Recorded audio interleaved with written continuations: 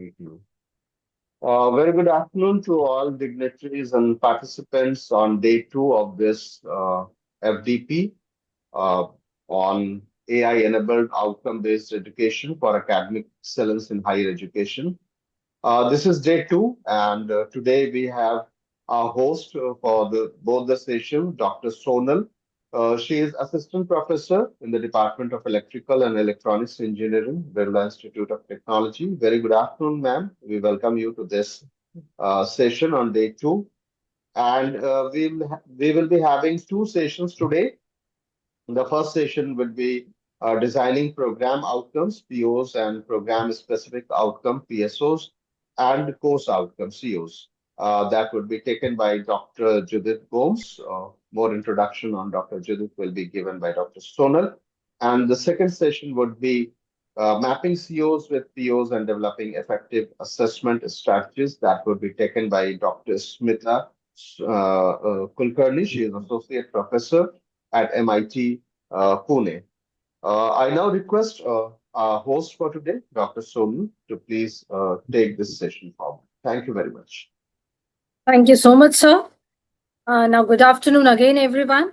On behalf of AMIEE and CMAOI Association, it gives me immense pleasure and honor to extend a very warm welcome to all our esteemed dignitaries, distinguished speakers, respected senior academicians, faculty members, researchers, industry experts, professionals, scholars, and enthusiastic participants joining us for day two of 1 week online faculty development program and workshop on AI enabled outcome based education for academic excellence in higher education. I hope you all had an enriching experience on day one. As we continue our journey today, we look forward to engaging discussions, insightful sessions, and meaningful interactions that will further deepen our understanding of AI enabled teaching and outcome based education. With these words, let us begin day two of this FDP. Now, we will begin the first session of day two of Faculty Development Program. It is my privilege and honor to introduce our first speaker for today, Dr. Judith Gomes, Madam. Dr. Judith Gomes is an accomplished academician and researcher currently serving as assistant professor in the Department of Management at Bhilai Institute of Technology, Durg. With over 18 years of teaching and research experience, her areas of expertise include marketing, consumer behavior, business analytics, investment management, and research methodology. She has coordinated department and institute accreditation for management. She has made significant contributions to academia through 25 plus research publications in reputed journals, including Springer, Scopus, and UGC Care listed journals. Dr. Gomes is also actively involved in academic leadership, accreditation activities, curriculum development, and faculty mentoring. Currently, her research interests focus on digital ethics, consumer behavior, sustainability, and data driven decision making. She has presented papers at prestigious institutions like IIM Raipur and IIM Nagpur. She has also completed a fellowship from IIT Delhi in 2024. Her innovative teaching methods and commitment to research excellence make her a distinguished speaker and inspiring academic professional. Madam, we are sincerely grateful that you have taken out time from your busy schedule to join us. We are delighted to have you with us today. I now invite Dr. Judith Gomes, ma'am, to deliver her session. Over to you, ma'am. Hello, good afternoon, everyone. Thank you so much, Sonal ma'am. It is my pleasure to be a part of this FDP. There are number of faculty members, number of participants, those who are been already expert in the topic, or maybe they are having a already having accreditation with NBAs and NAC and other particular accreditation platforms. So I will expecting like we must be means on a discussion mode rather than of I'm only speaking about this. as I am associated with accreditation process since 6 years. So I can tell you like whatever my experiences, whatever how these platform is developed by NBA or accreditation committees or other particular accreditation associations, why they have developed. As I have seen in the schedule or the yesterday, madam, I was telling about OBE, which is again a very important right now because when we are implementing NEP, so OBE is the first particular part what we must understood, and madam has well like acquainted you people with that particular content. I know. And today, what we are having this PO, PSO, CO. Generally, we are having too much of conflict about this particular type of content. What is PO? Why we are developing PO? Why we are focusing in PSO? ಇದೊಂದು ಇಷ್ಟ Why ಆಗತ್ತೆ sir, ಎಲ್ಲಾರ ಬರ್ಡೇಗೂನು ಹಾಕ್ತಾರೆ. concentrating on COs? Why all these things? Before starting my presentation, I will I will just ask ki, are there any institutions, those who are means the faculty members or the participants, those who are here having NBA accreditation or NAC accreditation? Any institution?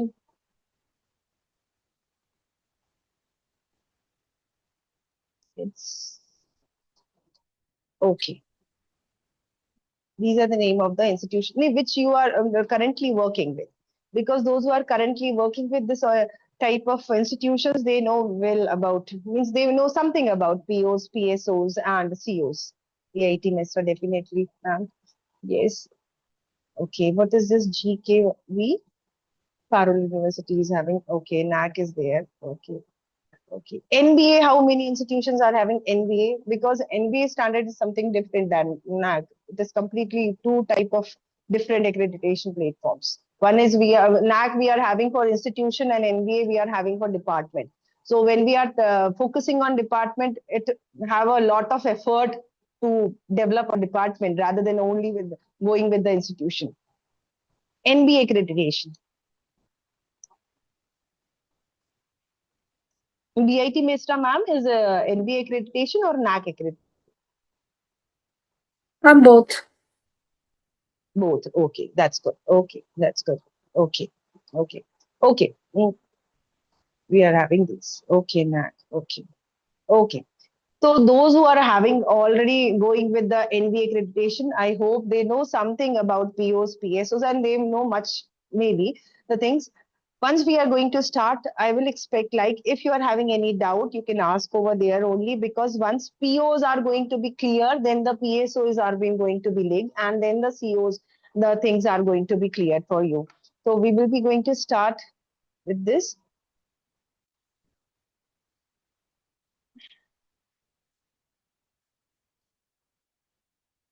I hope the screen is visible to everyone. Yes, ma'am, your screen is visible.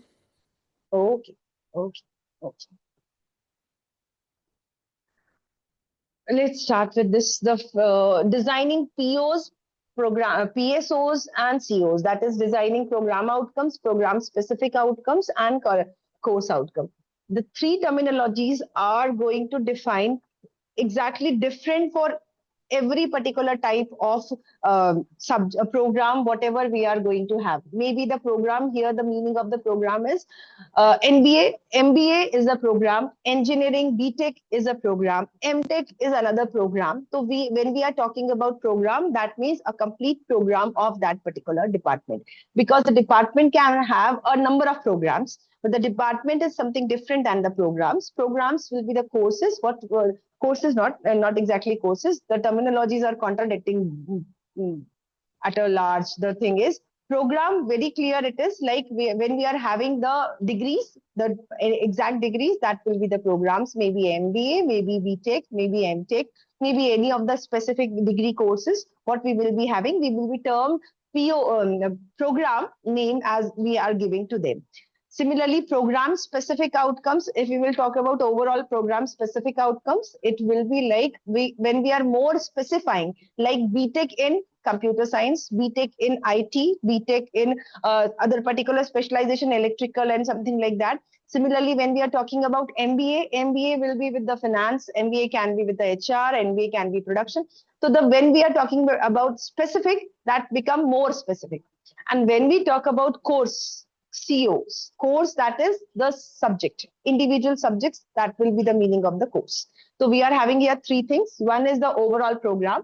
Second thing is specializations in the program. And the third, course outcomes, are the individual subjects, whatever we are going to contain in the that particular program. Okay. Hope this is clear. Now today we are going to complete the content from how OBE to outcomes we are approaching, how whatever the OBE concept we have already, you people have already heard yesterday, and you know even very well, that is outcome based education. Outcome based education, how it has been going to be linked with the outcomes, we are going to see, like go for with this. The second, we are going to go with the POs, then the PSOs, then CO, and CO, PO, PSO mapping very briefly, because the next session you are having with this only. So we will be having a very brief session. We talk about this PO, PSOs and PSOs, PO, PSOs and mapping, because this is again very important how these concepts are being linked together. Then we are going to have the common pitfalls, whatever it has been required to be followed for any of the designing of the PO, PSOs and COs.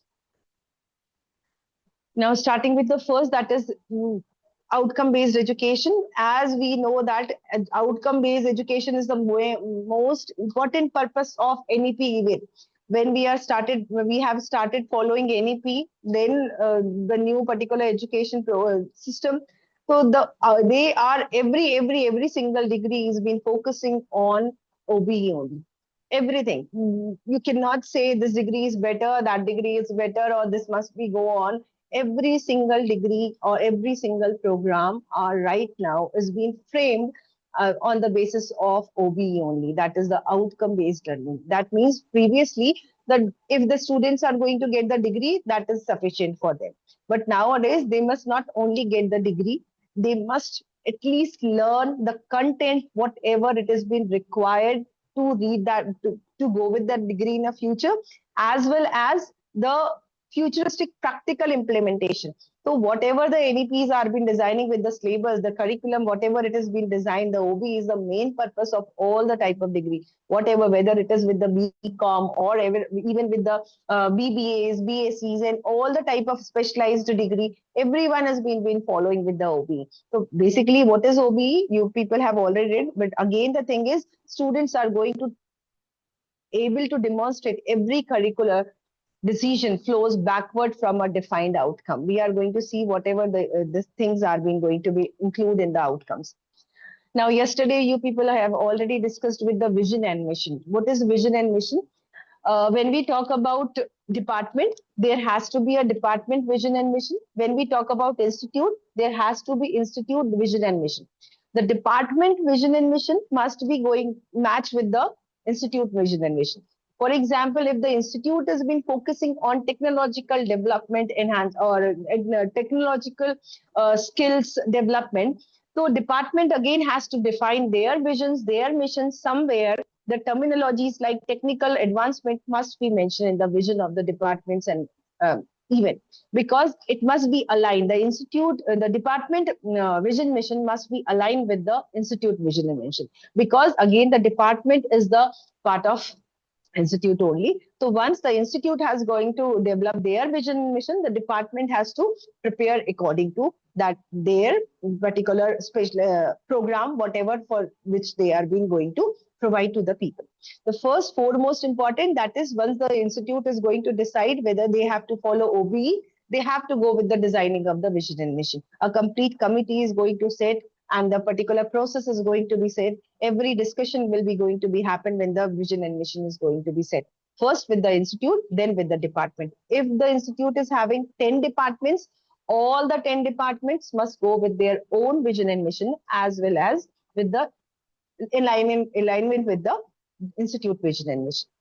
After defining this, the second particular thing, that is POs, program outcomes. What is this program outcomes? Again, NBA has provided 12 generic POs, and these 12 generic POs are being like for the engineering people, basically all these 12 generic POs has to be followed, and they have to align themselves with the POs, especially 8 शुरू के जो 8 POs है, that particular 8 POs has to be aligned with the particular institution or the department. But other than that, there are maximum 12 POs, they can go with it. For MBAs, there are only starting 5 POs we can use. Like in the MBA, we can use with the 5 POs only. We cannot use above than that, because once we are going to see with the POs, you can easily see like 6th PO is been focusing on engineering purpose more. 7th PO is again focusing on engineering purpose more rather than of the management or any other particular stream. So for MBAs or for management people or management departments, we have to follow 4 to 5 POs. We can have even 4 even, but generally the standard is the 5, all the POs we can avail with that. So POs we don't have to frame. NBA has already provided the POs. Just we have to link those POs with our curriculum, with our particularly whatever the content we are being providing to the people. We will be going to see with this. So these POs we don't have to draft. That has been already available. Next is PSOs. PSOs, as I have told you, it is more specific. That 2 to 4 PSOs can be drafted, more specific. Again, the matter is when we talk about department like management, we are having specialization like finance, we are having HR, we are having marketing, we are having productions or systems or data science, some other particular specialization. What a department can do, either they can have individual PSOs for all the specializations, either, or the department can have a combined PSOs for all the specific. For example, we are going to see the example in future in the next coming slides also, basically. But the special right now, just I'm going to clear the thing. Like when we are going to talk about the technological advancement undergoing, the second emerging market, acquainted with the emerging market, so that can be available, that can be aligned with finance as well as with the marketing as well as with the HR or any of the specializations. So PSOs, either you can have a individual PSOs for all the different particularly specialization, or you can combine all the content together and you can have a overall PSOs that is the specific to all the particularly specializations. Next, we will be having COs. Like once vision and mission has been there, vision and mission must be aligned with the POs, which has been available with the NBA already. POs must be aligned again with the PSOs, and PSOs must be aligned again as the COs has to be aligned with the PSOs and even with the POs. What it is, whatever the statement the PO has been having, whatever the statement are been having, COs has to be designed on the basis of that. That means the subject, individual subject outcomes must be created on the basis of what we are having already written in POs or PSOs, and or we have already talked in the vision and mission. Okay, so generally the thing is we can have a minimum 4 COs or maximum 6 COs. This is why this is been there. We are going to see like why we are drafting 4 to 6 measurable outcomes with the COs, because we are going to follow Bloom's taxonomy. And at least if we are not going to follow up to the 4th level of the business COs, Bloom's taxonomy, the COs are a little bit worthless. The syllabus is a little bit worthless actually. That's why it has been like 4 to 6 COs must be there in any of the course.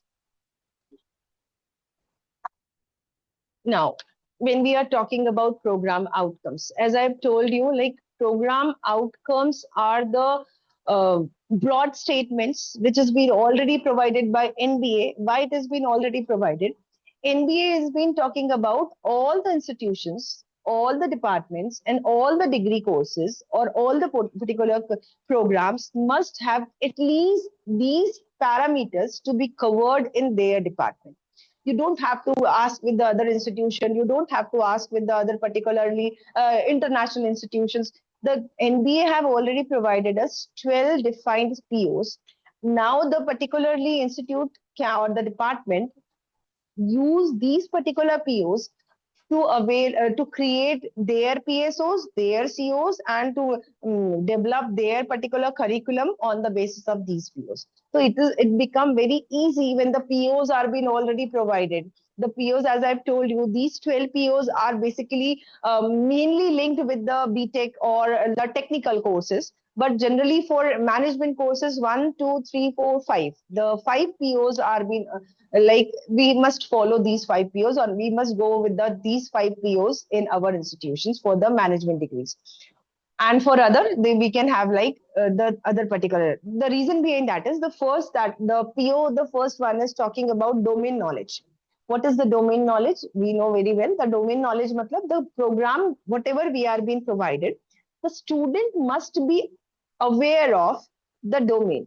They must have a individual domain knowledge. Like for example, why they are doing BTech, not because they will get a job, they are having interest in technical field, they are very having scored very good with the competitive exam, so they are been doing with the BTech. The reason behind that is the PO1 is going to tell you कि if any of the student is going to avail any of the degree course, they must have a complete knowledge about that particular domain, why he has selected or why the particular student has selected that particular course, and why they are been going with it, or why they have selected the program and why they are going. So they must be acquainted completely with the domain knowledge. So the PO1 is been going to tell you that the student must be, you must teach like this, you must demonstrate like this, you must have the session like this. The student must be aware very well about the domain knowledge.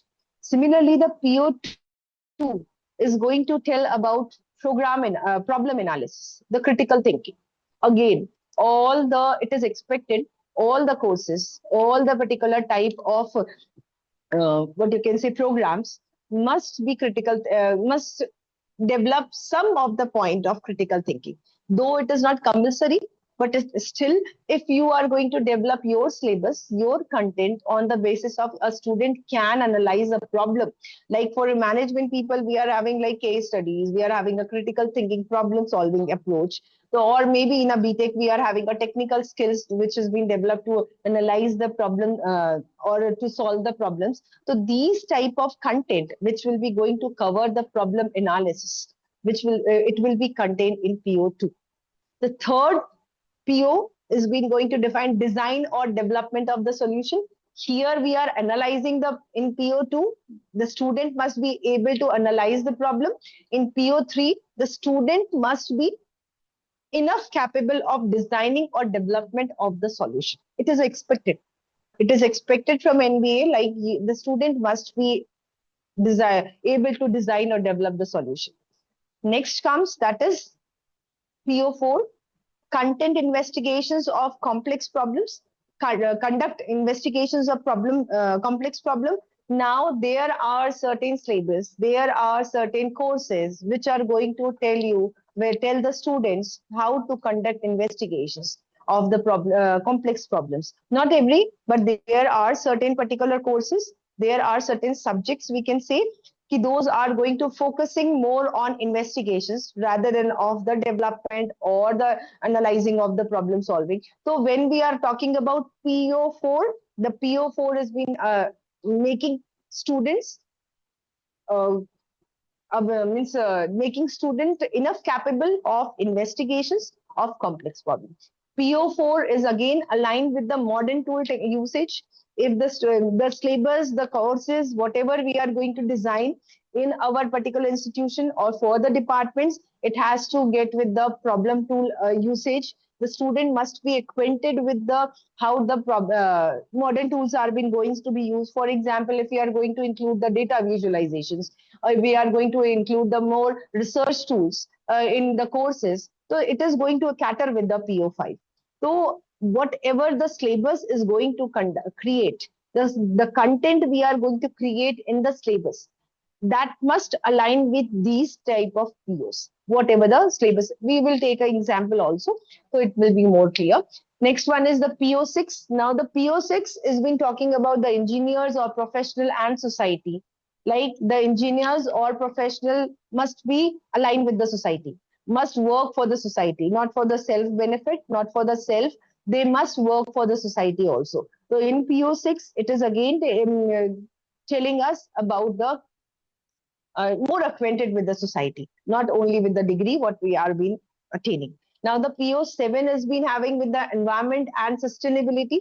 Now these are basically technique graduate type of POs. So graduate POs are something related to the each and every categories which is being available in the market, or which will be going to help them out to work in this market or to work in the society. Now, when we're talking about environment and sustainability, again the POs, the syllabus, the curriculum, whatever the course we are been drafting must be again aligned with the environment and sustainability approach. The approach of creating curriculum must be again a part, a unit, a topic must contain environment and sustainability. Then only we can map with the PO7.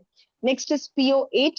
Now the ethics, PO8 is talking about ethics. The ethics, again the syllabus, the subject must contain such type of topics which is going to tell students about ethics and how the ethics are been relating to their courses and how they can relate those particular ethics with the physically. Next is PO9. Now PO9 is individual and teamwork.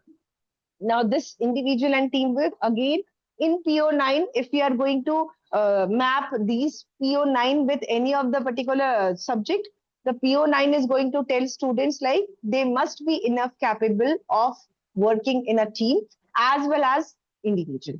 Not only with the teamwork, they must be able to uh, create, to implement anything either individually or in a team. Next one, PO10, that is with the communication. PO11 with the project, and like communication is going to again tell us that the student must be enough capable of communicating whatever they want and whatever they are being able to, they want to speak and even to listen everything. Now, when we talk about PO11, the PO11 has been talking about project management and finance. Every student, every particular course which is going to avail with the PO11 or map with the PO11, it has been required. The student must be able to match themselves with the project management and finance. They must be able to have skills like project management they can have with the financing also. Not with the all subject, but again, where the PO11 maps. Last one is PO12, that is lifelong learning. These are because the graduation POs. So this lifelong learning is the 12th one. But for the management POs, their lifelong learning is the fifth one. Fifth PO is been going to have like these POs all are been going to be combined together. And for the management POs, these are becoming 5 POs. Okay, the lifelong learning, again, the student, once they took the program successfully, they have completed the program successfully, they must be enough capable of uh, taking that program for a lifelong learning. They must be like for a 4 year course, or maybe for a 2 year course, or maybe for any type of particular courses, whatever they are being taking. They must learn like this. They must remember in future. Generally, it happens, but again, there are certain subjects like ethics, there are certain subjects like communication, there are certain subjects like what we can say like learning or approach or team building or teamwork. These particular type of subjects or the courses, it has been required that they must be able to understand that subject enough so that they will be remembering it with the lifelong learning. These are the gist of the 12 POs. Now we can see over here, these are the 12 POs. Actually, the statements which are being provided for the engineering particular background or engineering departments, these 12 POs are being there. Again, these the terminology keywords which I have provided, this is the gist of all this statement. For example, if you will say engineering knowledge, apply knowledge of mathematics, science, engineering fundamentals, and engineering specialization to the solution of complex engineering problems. That means a particular student must be able to apply knowledge of these topics after getting the degree, after getting that particular program completed. Similarly, problem analysis. The student must be enough capable. This is the, what we can say, this is the motive of the department. Whatever we are going to provide to them in 4 years, outcome must be this. That's why we are talking about outcome. 2 साल 4 साल में whatever we are going to provide, whatever maybe the cases, maybe the project management, maybe the live projects, maybe the internship, maybe the classes, whatever the subject lectures, maybe the quizzes we are going to make, whatever content we are going to provide in 4 years of engineering, at the end the outcome must be this, as per the these 12 POs. The program outcome, the complete program, not the specific subject, completely out of 2 years, 4 years, they must able to learn these. The second particular point comes whether all the subject must contain all these 12 points. No, it depends up to subject ki whether they are capable of making PO1, PO3, PO5, PO6, PO8 acquainted or map with their syllabus. Next session, what we are having is you are going to have in a depth. Still, we are going to see, check with this particular mapping also. But all the subject must not be compulsorily mapped with all these 12 POs. It has been again choice of the institution or the department, those who are been making the curriculum, those who are been drafting the syllabus, ki what type of POs can be catered with what type of subjects or syllabus. For example, a subject like quantitative techniques, statistical approach, something, or research. It is not required that it must be catering with environment and sustainability. It must be catering with individual and teamwork. It must be mapped with communication skill, because every subject is having their type of requirement to map with these POs. I hope this particular PO has been clear so that we can, any doubt.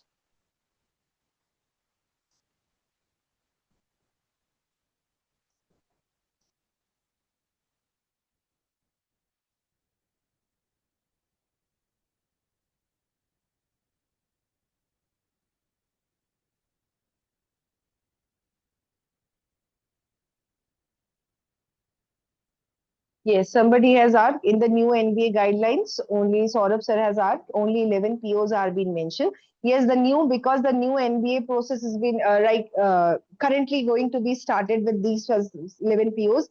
Previously, it was like 12 POs, which till now the NBAs, whatever it has been provided to the engineering institution, there are 12 POs. But currently there are 11 POs, and it has been like compressed, 1 or 2 POs are being compressed together. Yes, 11 POs are listed. Yes, exactly. 11 POs are listed right now. You can find easily on NBA website. It has been available.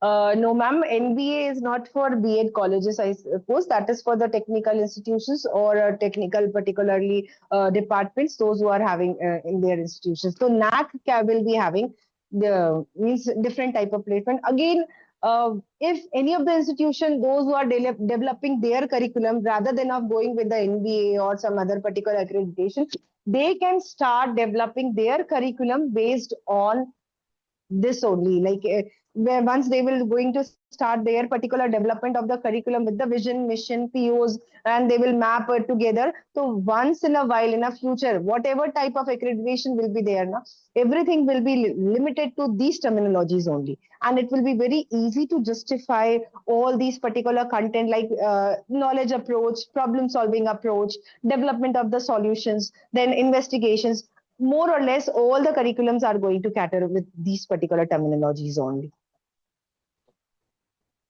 I hope it is clear.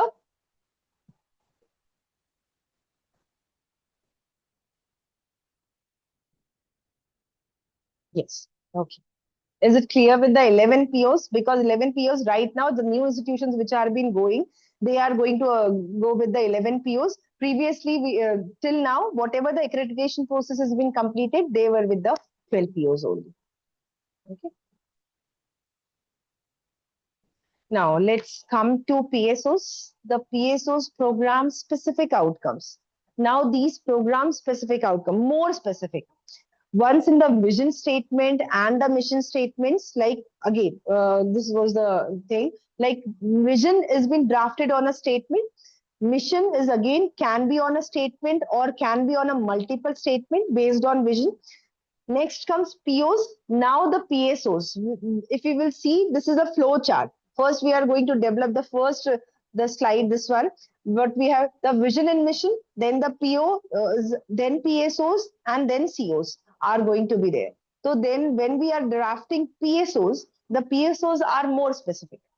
We were talking about complete program in program outcomes. Now we will be talking about program specific outcomes, specialized degree or specialized program, what we are being provided. For example, the BTech can be of a multiple specializations. MBA can be of a multiple specializations. Now, when we will be going to depth, the program specific outcomes will be there, like more on the after POs. POs for combined for all the particular content, all the syllabus, whatever the subject we are going to provide in the stream, that will be there.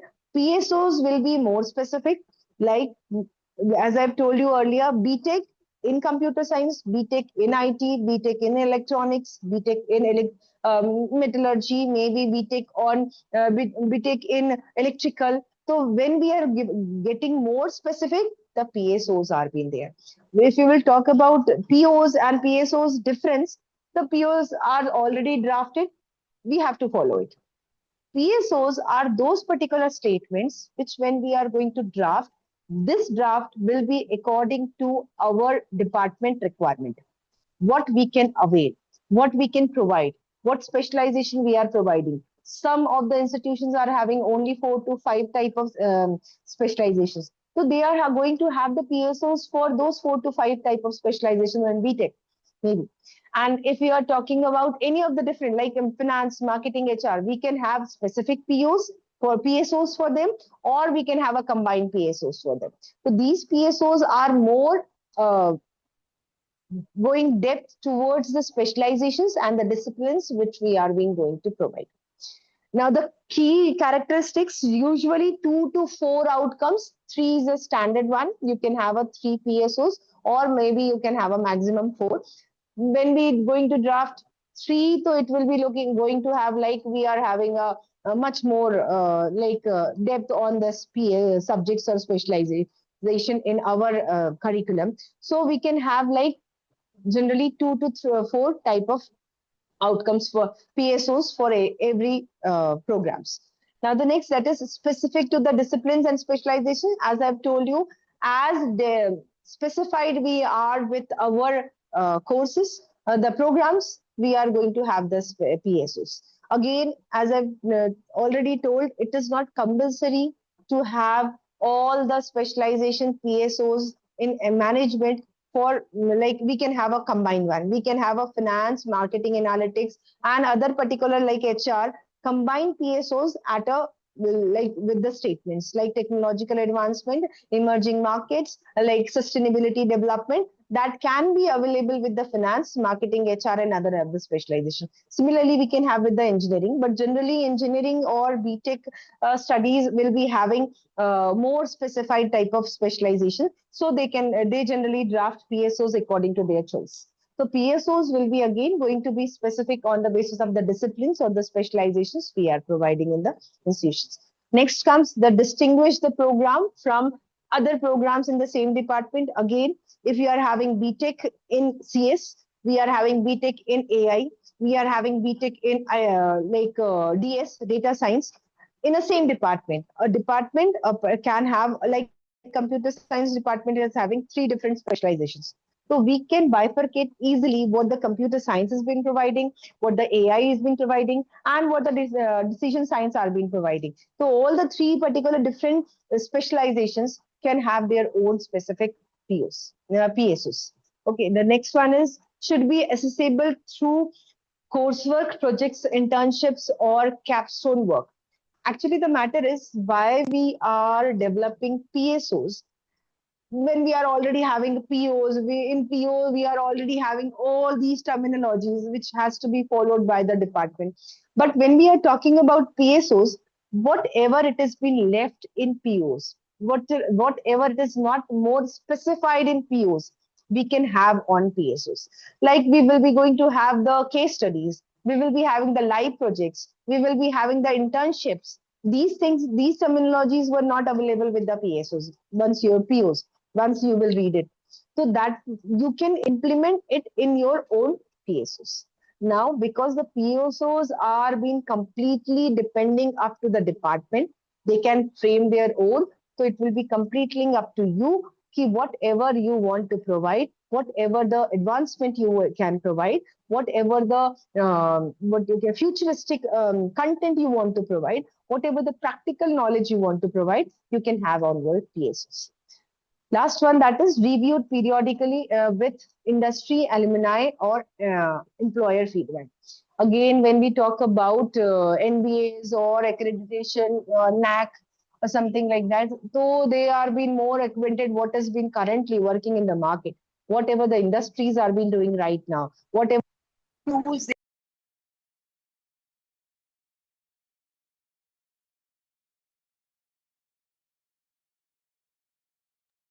Am I audible? Hello?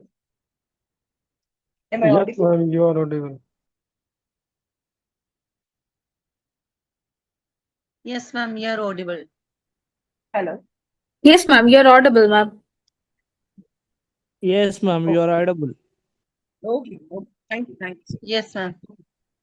Okay, reviewed periodically, like as I've told you, all the even any type of accreditation, they generally want like ki, whatever currently going on, whatever the advancement currently going on, whatever the alumni you're giving the feedback towards the institution ki ye hame padhaya, ye hame nahi padhaya, this thing we were enjoying with the department, so that whatever the feedback they are providing, the employers are being providing.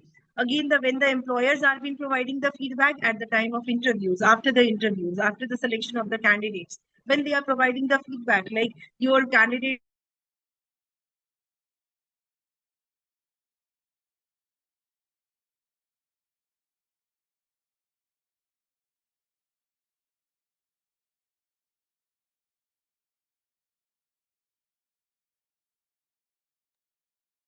What the industries are been doing, what the alumni are been giving feedback, what the employers are been giving. The best part is with the employers' feedback because they are the industry peoples. They know very well why they are recruiting your candidate or why they are not recruiting the candidate. The best part is what the employers are been telling. They are going to tell you correctly about why they are being selecting, why they are not. What is the lack on this? Maybe the communication is being lacking. We can enhance more towards the PSOs in the statement, like with the more enhancement towards the communication. Maybe the technological advancement. Every single day, every single moment, the technologies are being changing. So whatever these employees are being telling you, these technologies are being implemented. Because industry, again, you have to go with the industries, you have to go manually or with the means make yourself available with the industry people so that you will know with the feedback. But with the employer, again with the alumni say, the alumni has to give, then you have to ask with the alumni. But the employers will be there in your institution and they are going to provide you the exact why they are recruiting, why they are not recruiting, what are the clauses. You can have a very good feedback system with the employer feedback system at your institution so that they can give you correct reviews to create your PSOs. So whenever the PSOs are going to draft, these reviews or the feedback must be going to chatter. Hope PSOs are clear.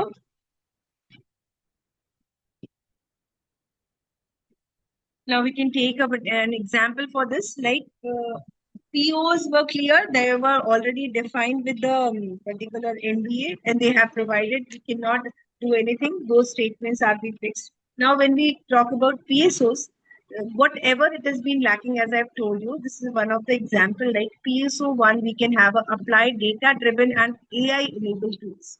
Though the POs are not talking about data driven or AI, they are talking about critical thinking. The student must be having critical thinking approach.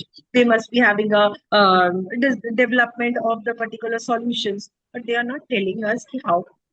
So we can have that particular terminology over here. We can have like applied data-driven and AI-enabled tools for managing and decision-making process across functional domains. So when we are writing this statement, again, when we are providing the subject courses, when we are delivering the courses, we must be keeping in mind our PSOs are going to tell us it has to be data-driven. It has to be AI-enabled. So wherever, like for example, HR, when we talk about HR is basically with the theoretical approach more than the practical approach. But when we are writing with the PSO1 as a data-driven or AI-enabled tool, we must keep in mind the HR analytics is there, HRIS system is there, our HR students or our students, those who are been going with the theoretical approach, they must be having a technical approaches. So this statement, when we are being writing, so this is the commitment of the institution.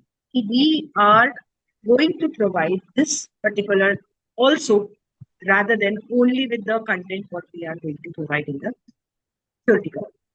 Next is the second, like for example, demonstrate ethical leadership and sustainable business practices grounded in Indian and global framework. When we will again check with the POs are talking about ethics, POs are talking about sustainable development or environment sustainability. They are not talking about where. So here we can define more specifically that for the well-being of the people in Indian as well as the global particular scenario. So we made it more specific कि whatever we are going to provide you the ethical leadership and sustainable business, we are going to provide you for so that you can implement it globally or you can implement it in an Indian context for the well-being of this. Similarly, third PSO, we can have like design and evaluate business strategies for emerging market context using contemporary case-based learning. Again, we are talking about designing and evaluation in POs, but we are not talking about emerging market context and the case-based learning. So whatever which were lacking or maybe which were hidden in POs, we can have a more specific on PSOs when we are drafting this. Again, because this is in our hand, whatever we want, if this is not there, we can have implementation of it. And again, PSOs, we can frame out every 3 years. Every three years, you can change your vision, mission, PSOs. POs are stable. That will be changed by the MBA. Like currently, we are having 11 POs. 11 POs. So it is fixed. But vision, mission, and whenever the POs are being changed or updated, we must, or every 3 years, maybe we must change with the vision, mission, and PSO. It is not compulsory, but the development, the futuristic approach we are maintaining, that will be through these statements. Okay. Hope PSOs are clear. Any doubt for PSOs? Any doubt for PSOs? Anything to ask regarding PSOs?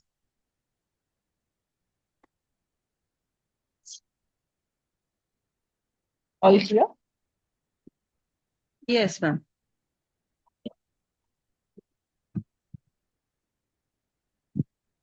Okay. Once it is clear, now we will be going to look at the COs. Now, COs are something like number of communications are for the COs are being available. There are 5 units. We have to draft 5 COs for each and every unit. How to draft that particular thing? What is the level we must follow? What type of terminologies we are going to have in our COs? As I told you, now when we already talked about the specializations disciplines we are having, now we come to the course outcomes. What is course outcome? Course outcome basically the subjects. Course is the subject basically. Whatever individual, if a semester is having 5 subjects, so 5 subject COs we have to draft. Each and every subject will be having their own COs. What is CO? Course. Like for example, we have already seen program when the student have taken, the outcome will be this. The specialization the student has taken, the outcome will be this. The subject the students are been taking, the outcome will be this. So whatever the outcome is going to be drafted, which in COs will be based on each and every subject, what they are teaching, or sorry, what they are learning. And the teachers must be, the faculty members must be aware, make themselves always acquainted with the whatever the delivery we are being making, whatever the content we are being providing, that must be related to CS.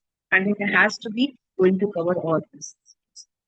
Now, when we talk about COs, this is a tree of Bloom's taxonomy. And you people have already heard about Bloom's taxonomy. Currently, this particular Bloom's taxonomy is being developed in 2023. And what is this Bloom's taxonomy? As per the Bloom's taxonomy, it has been there. There are certain levels of learning. There are certain levels. The students, the particular those participants, those who have been learning any of the course, any of the subject, they must be enough capable of having these 6 levels. They must be enough capable of understanding these 6 levels in their particular subject. They must be enough capable of creating these things. Like, for example, the remembering or the remember is the first level of Bloom's taxonomy.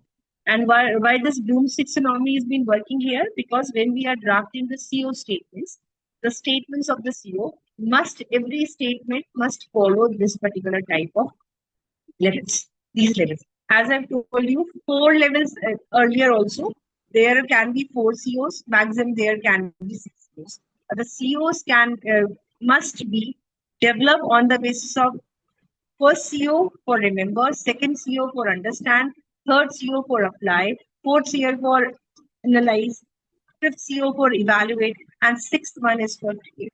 Now, all this particularly syllabus doesn't mean they must achieve all these 6 levels. They can have at least up to 4 levels. All the syllabus, all the particular courses, this must attain at least these 4 levels rather than of all 6 levels. If they are going to cater with the all 6 levels, that will be well and good. But if they are going to have at least 4 levels, that will be depend up to the content of the syllabus or the curriculum, whatever it is going to be drafted by the institute or by the department. Now, when we are talking about these Bloom's taxonomy levels, the remember means the student must be enough capable of defining the content, whatever it is in that particular subject. They must be easily listed. They must be identified if this particular content belongs to this particular subject or the particular course, and even the recall, whatever the content it has been provided in that particular subject. The student must be enough capable of remembering the content of individual subject. The second level, to understand, they must be enough capable of explaining, summarizing, interpreting, and classifying the content provided in the syllabus. Again, when we are talking about course, it has to be linked with the syllabus. The syllabus must be having these, the student must be, after reading that syllabus, enough capable of remembering, understanding, applying, analyzing, evaluating, and creating the content or particular what you can say the topics what we are covering in a syllabus according to the need whenever it is being required. Generally, this Bloom's taxonomy we are being following in a course outcomes as well as in the question paper drafting. When we are going to draft the question paper, these particular levels have to mention over there whatever the level we are being following in the question paper. The standard it is going to be tell according to these levels. Minimum 4 levels, maximum 6 level, any of the subjects or the courses must agree. And again, you can see like create is the highest one. The student, when the student are enough capable of formulating and constructing the content, that will be with the creation. That means they must be enough capable of creating the text. And when we are talking about CO writing template, it must be the subject we have to follow. The second, we have to follow the verbs. This is the verb. The verbs we are been having in this, the define, list, identify, recalls, explain, summarize. When we are talking about understand, the terminologies must be this. When we are talking about apply, the terminology must be this to be used when we are drafting the COs. Similarly, the object, whatever the objective we are having, the COs ke alawa we are having objectives of the subjects also. So whatever the objective we have already mentioned, and the condition or the context. Maybe online hai, the COs will be drafted on the basis of that. Offline hai, the COs will be drafted on the basis of that. As the subject is going to be provided. Tactical approach hai, again the particular subject, the COs will be going to draft according to that. So as per the condition, as per the approach, as per the context, the COs have to be defined. For example, the student will be able to analyze financial statement of a firm to evaluate its short-term liquidity position using ratio analysis. So here we are been telling the student must be able to analyze. So we are here with the level 4. So level 4, this particular CO has been drafted for the level 4 type of statements. Now, the other thing, once we have been following Bloom's taxonomy, it already become a standard of that particular CO. The second thing that is all the COs when we are writing must be following this SMART. What is SMART? It must be very specific to the subject. It must be measurable. It must be achievable.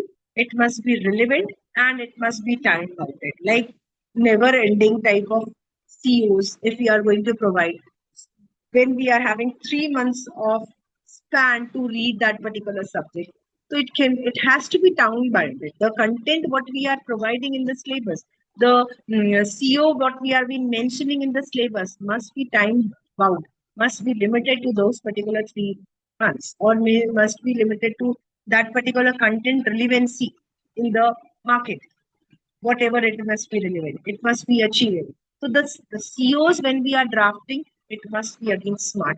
We must draft all the COs when we are writing. It must be very well drafted according to this particular approach that is specific, measurable, achievable, relevant, and time. Again, a sample action proverbs. Again, because why we are talking about verbs, the reason behind that is whatever these terminologies like remember, understand, apply, analyze, evaluate, create has been there, these cannot be used in your COs.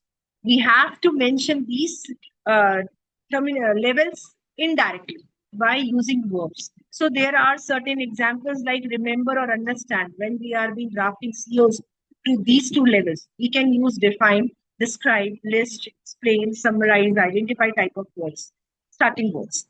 Then when we are having a third and fourth type of levels like apply and analyze, apply, demonstrate, solve, compare, and these particular terminology. Similarly for evaluate, design, justify, formulate, critic, develop, and recommend type of terminologies can be used to draft this level. Now, once though you are having a next session on PO/PSO mapping matrix, still we are going to see like these are the COs what we have drafted earlier, and these are the POs which has been mentioned earlier, PSOs which the department has drafted. Now these particular thing is being termed in a mapping, and how this mapping is being done, you are going to go with the next particular session. But still, these are the COs which we have created for individual subject. These are the POs which the NBA has provided. These are the PSOs which the department has been created for their specific programs. Now the mapping, you are going to go with the next particular session. Now from the course content to mapped outcome, we are like the first step to be followed. Review the syllabus and curriculum according to your POs, COs, and PSOs. Then draft PSCOs, whatever it has been required. Now map it with COs, POs, and PSOs. Aligned assessment, like whatever we have mentioned. Again, this is the most important part. Whatever we have mentioned in PSOs, COs, it was not a story. It is something we are providing it, so we are mentioning. So it must be the alignment. The assessment must be drafted, like the quizzes, the assignments, the projects, the internships, the case studies, what we are doing, the events we are been creating. It must be again aligned with these COs. If we have told in our statement, one of our statement, we are going to make the student technologically savvy, tech savvy. So we must have an assessment like that. We must have a quizzes like that. We must have assignments like that. We must have a software knowledge to the student, so that it must be going to learn.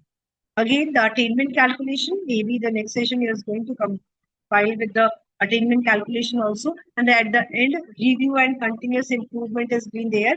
You must again and again review whatever it has been there, whatever we have told in our PSOs, COs and POs, and whether we are providing it or not. And if you are not providing, again in the next cycle, next session, we must try more and more to get with that particular mapping with these COs, POs, and PSOs, or attaining of that particular COs, POs, or PSOs.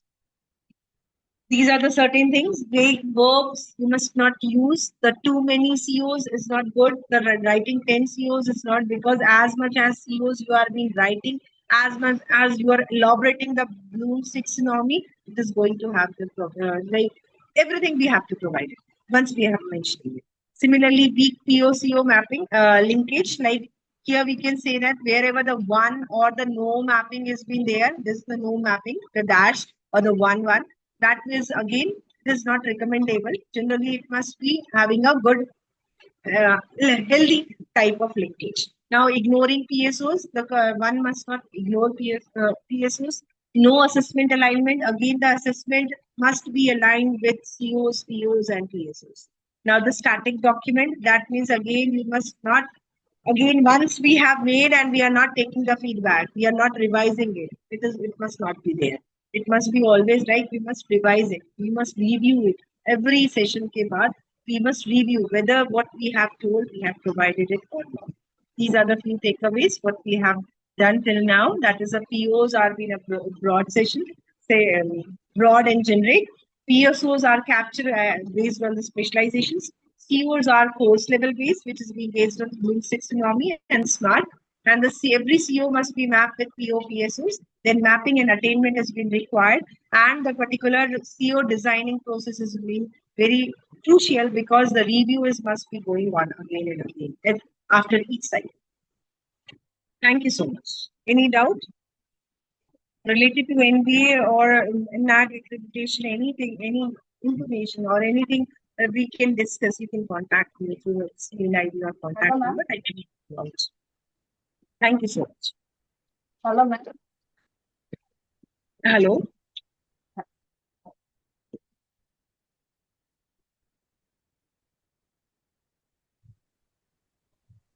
Any doubt? Any question? Hello, ma'am. Yes, yes. Yes. Hello, Ma'am, I'm from I have a engineering doubt. college. Recently, yeah, Okay. I'm Shapna Salam. I'm working in an engineering college in Kerala. Okay. Hello. Ma'am, so recently in 2025, NBA has redefined the POs, right? So there is only 11 POs as per the new revision, right, ma'am? Yes, yes. So Yes. so actually our college has accredited in 2022. Yes. So for 3 years, and that is as per the old version. Okay, now we have to apply for extension in 2027. Hello. Hello. Then which format we have to follow then in when we apply for the 2027? Because so already we have done this COPO mapping all with the 12 POs. Now since it is redefined now, so for the You are applying for this MBA. Have you applied already? yeah, we are already applied, and we have got for 3 years. So we got accredited in 2024. So for 3 years accreditation, and so in 2027 it is again we can apply for extension, right? For 2-year extension. Yes, ma'am. Okay, so Ma'am, the so matter for is, that, yes, yes, tell me, yes, tell me. so for the revisit, which format? So the new version or the older version we have to follow? Ma'am, you are having your next cycle in 27 now. Yeah. You will be having your next cycle in 27. So you have to draft it, 27. because the POs are being changing right now. Whether your curriculum is also means having modified. Curriculum Your modification curriculum is happening. also getting modifications. Yeah. 2024 only. 24 only. After that, it Curriculum has been modification happens before the NPA revision. Yes, ma'am, you have to go with the new POs, like whenever the new POs are being created. That time, for example, currently, like in the June session only, from this, after this session, like from August session, you have to follow with the new POs. Okay. Because it has been available to till 24 to 26 June, you will be having old POs. And from July session, the new session, when the session is going to have, you have to map all the COs, all the PSOs with the new POs which has been available For the right now. complaints visit also, it is like that. For the Yes, for ma'am. new application, it is like that. I'm asking about the Exactly. complaints visit. Ma'am, no compliance which is it right now. Right now, the NBA has drafted like all the particular courses have to go with the new particular NBA. No compliance will be. Okay, so there won't be any The complaints visit for compliance us. will be complete procedure will be like you have to go with the complete process as the previously NBA we have applied the we have to go with the same type of process. No compliances. Okay, so it's Yes. like we are applying for the renewal. Yes. Yeah. Hello. Okay, man. Thank you. Thank you, ma'am. Yes. Yes. Oh. Anything else? Hello, ma'am. Good afternoon. Yes. Good Ma'am, afternoon. this is Prakriti from Surana College, Bangalore. Okay. I'm from Management Department. We are going for MBA this time.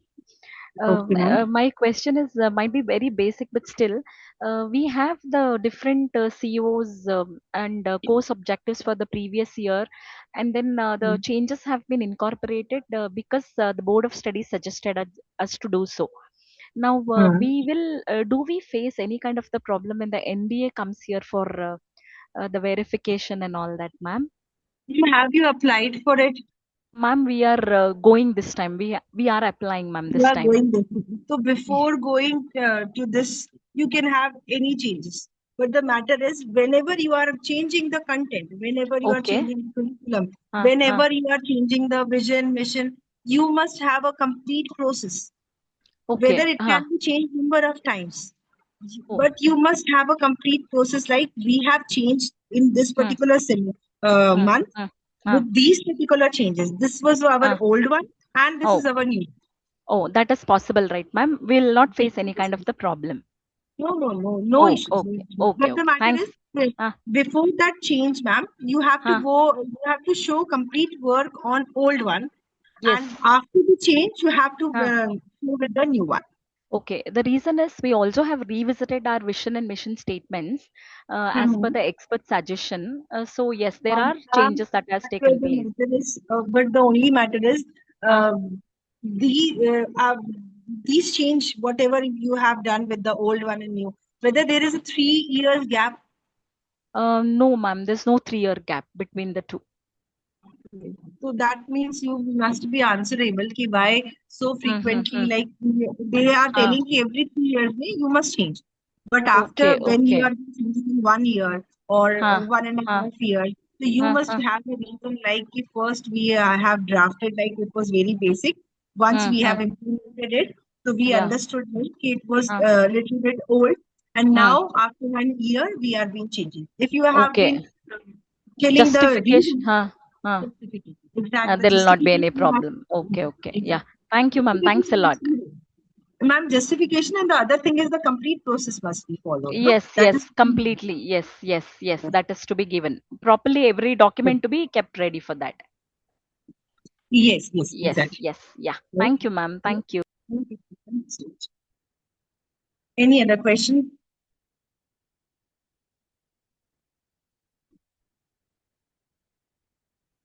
Anything to ask? Sonal ma'am, over to you. Thank you so much, ma'am, for explaining us so clearly about POs, PSOs, and COs. Rather, I should say your insights and experiences provided us with valuable perspectives and practical takeaways, especially regarding that OB pyramid that you discussed, an extensively discussion on CO writing.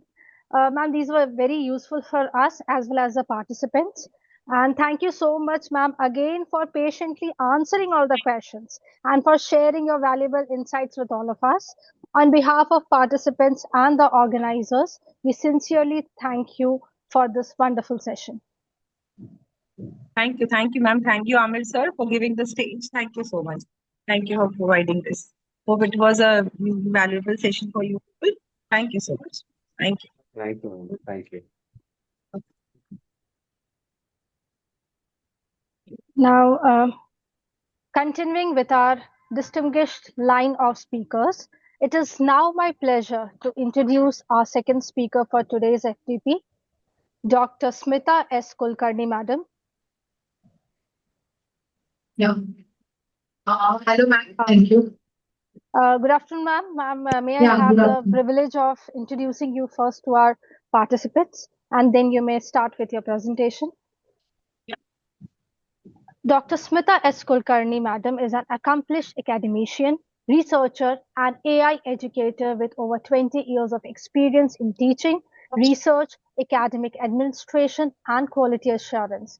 She is currently serving as Associate Professor, Quality Assurance Coordinator, and MBA Coordinator at MIT Academy of Engineering, Pune.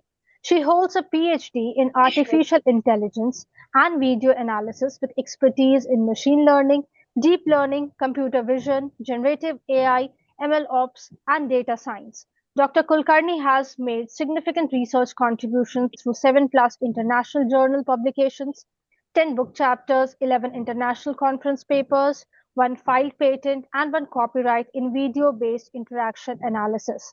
She has actively participated in numerous faculty development programs, AICTE QIP certifications, workshops, industrial training programs, and international academic collaborations in emerging AI technologies. She has also organized multiple workshops, conferences, guest lectures, seminars, industrial visits, and student-focused technical activities to promote innovation and research culture among students. Dr. Kulkarni is recognized for her contributions in outcome-based education, curriculum design, accreditation process, AI-enabled teaching methodologies, and research-integrated pedagogy aligned with NEP 2020, NAC, and NBA standards. She has delivered AI and machine learning training programs for faculty, students, and industry professionals, including international sessions at UMA University, Peru. Ma'am, we are truly honored to have you with us. And I now invite Dr. Smita S. Kulkarni, Madam, to deliver her session. Over to you, ma'am. Yeah, thank you so much, ma'am, and thank you, Dr. Ami, sir. Ma'am, I request you please kindly allow me to share my screen.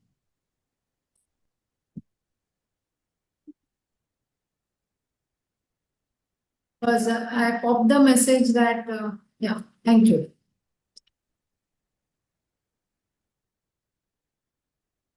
Is my screen is visible, ma'am? Not yet. Yes, ma'am, your screen is visible. Yeah. Thank you once again to respected AMI Association for giving me this opportunity under the 1 week online national level FDP program, that is AI enabled outcome based education for academic excellence in higher education. And thanks to all participation. So my today's topic is mapping COs with POs and developing effective assessment strategy. So my main focus of the session is on assessment strategies. Just now in our previous session, ma'am explained us very well the relation from vision mission to POs and then from POs to CO mapping. So follow to that, now we have to discuss the assessment strategy because our ultimate gain is students development, and followed to students development, our nation development, industry development.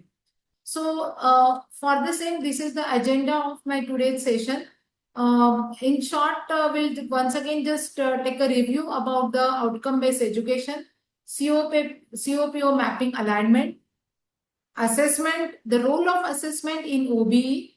Then there are the different 6 dimensions to design different assessment strategy along with the rubrics.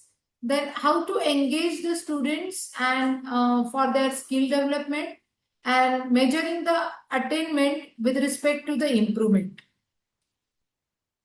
So here, all of we very well now know that our education system follows this outcome-based education. And in outcome-based educations, we don't want that students to just only pass the exams, write the exams, and get the marks and grades, CGPA. That is not the actual final aim of our education system, most mainly for higher educations. So we are expecting our students should have knowledge, they'll have the abilities to solve the real life problems, they'll have to give the solutions with respect to the industry requirements, and that is possible based on their skill development. So that's why we are expecting our education should be the outcome based. Now, in traditional exams, means mostly till 2005 to 6, more focus is on exam orientations, marks, ranks, syllabus completions. Our focus is on 100% syllabus completion should be there, and at least one major project student should complete.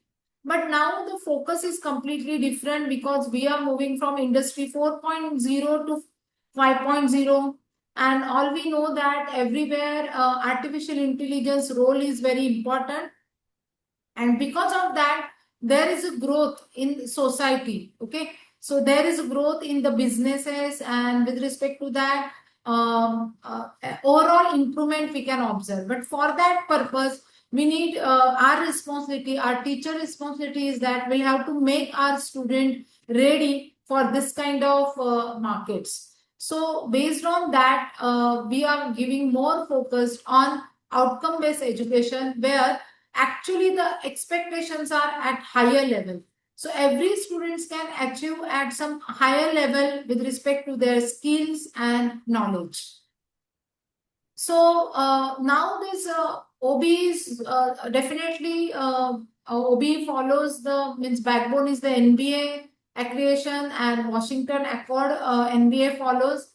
Yes, we are doing this OB, COPO mapping, everything with respect to NBA or NAC accreditation. But ultimate gain is what? The quality. We'll have to improve the quality of our program, quality of our institute, and followed to that the quality of students, and it helps to nation or global. So that's why it's a student centric. Yes, then industry aligned, so outcomes are mapped to real competency, employers and society need. Global mobility, now we know that there is a huge globalizations. We are expecting students are expecting to opt higher educations outside the India, as well as there is a globalization with respect to business opportunities, job opportunities, then measurable quality. And here we are expecting that our students should be strongly stand with respect to industry and the global mobility. And for that purpose, we'll have to check the quality of our students' education. And that quality check we can do with the help of some measurable quantity. So to measure the outcome, there is a COPO attainment philosophy comes. And once we'll do that COPO attainment, we'll have the continuous improvement. And then our institute, we can say that ready for the accreditation. So this is the full loop with respect to the OB process. That is, we use the POs. Yes, now there are the 11 POs.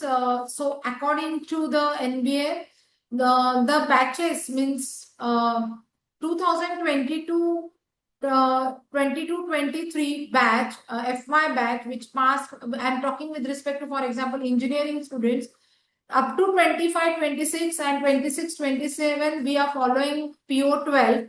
But 20 batch, I'm saying batch, pass out batch 27-28 onwards, we are going to follow the 11 POs.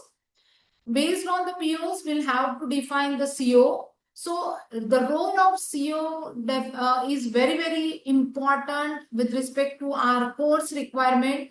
We'll have to design very appropriate CO. Then we'll have to do the COPO mapping. And based on the COPO mapping, we'll have to design the assessment. So assessment is one of the very, very important role to measure the attainment of the COPO. Then we'll have to identify the gap analysis, and further to that gap, we'll have to make the improvement and repeat every academic cycle for the continuous improvement. So hope this cycle is clear to all of you. We'll have POs, which is normally given by the NBA, which is followed to the by the Washington Accord. Then we'll come up with our course outcomes, then COPO mapping. Everything we are going to discuss in detail in further. Now, before means when we are defining the COs, so this Bloom's taxonomy is very, very important. Now, from this Bloom's taxonomy, the main thing is here we are expecting now our students should reach from lower order thinking to higher order thinking. So lower order thinking means understanding and remembering. These two things are now, we can say that it's assumed that student understand and remember the things. But our main aim with respect to skill developments, that students should apply their knowledge.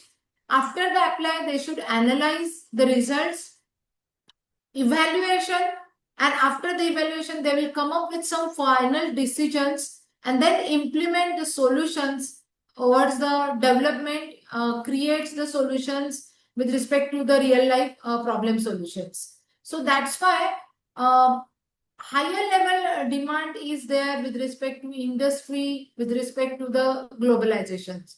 So we need to make sure that our CO should be designed in such a way that our students should reach from lower order thinking to higher order thinking, and our assessment should be justice to these higher order levels, that is L3, L4, L5, L6.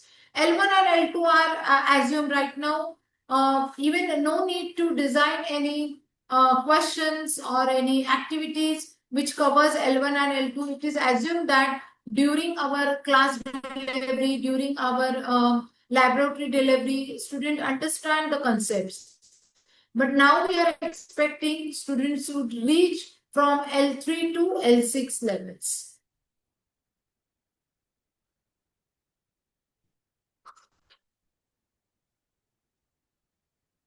Just a minute.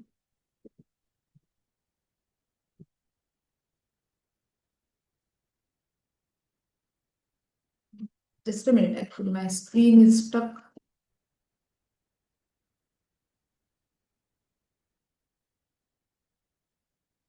Yeah. So, sorry for the disturbance. So, from the graduate attributes, actually, POs are defined. In the last session just now, all of you know that very well, the graduate attributes.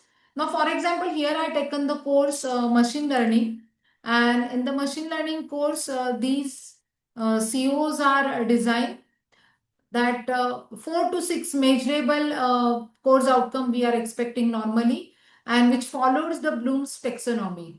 So CO1, we are expecting that explain the ML fundamentals, means students should explain the fundamentals of machine learning course, then apply the data pre-processing techniques on the data set, then implement the classification algorithm, implements the machine learning models on different data sets. When they apply the different machine learning models on different data sets, they should have to analyze the results. After the analyzations, they should conclude that for this particular problem statement, this particular machine learning model is best suitable. Then they can design the real world ML solutions on real world applications. So, my dear friends, I'll just request that just observe how we are moving from level 3 to level 6. Explain, apply, implement, analyze, and design. Once we'll design the CO,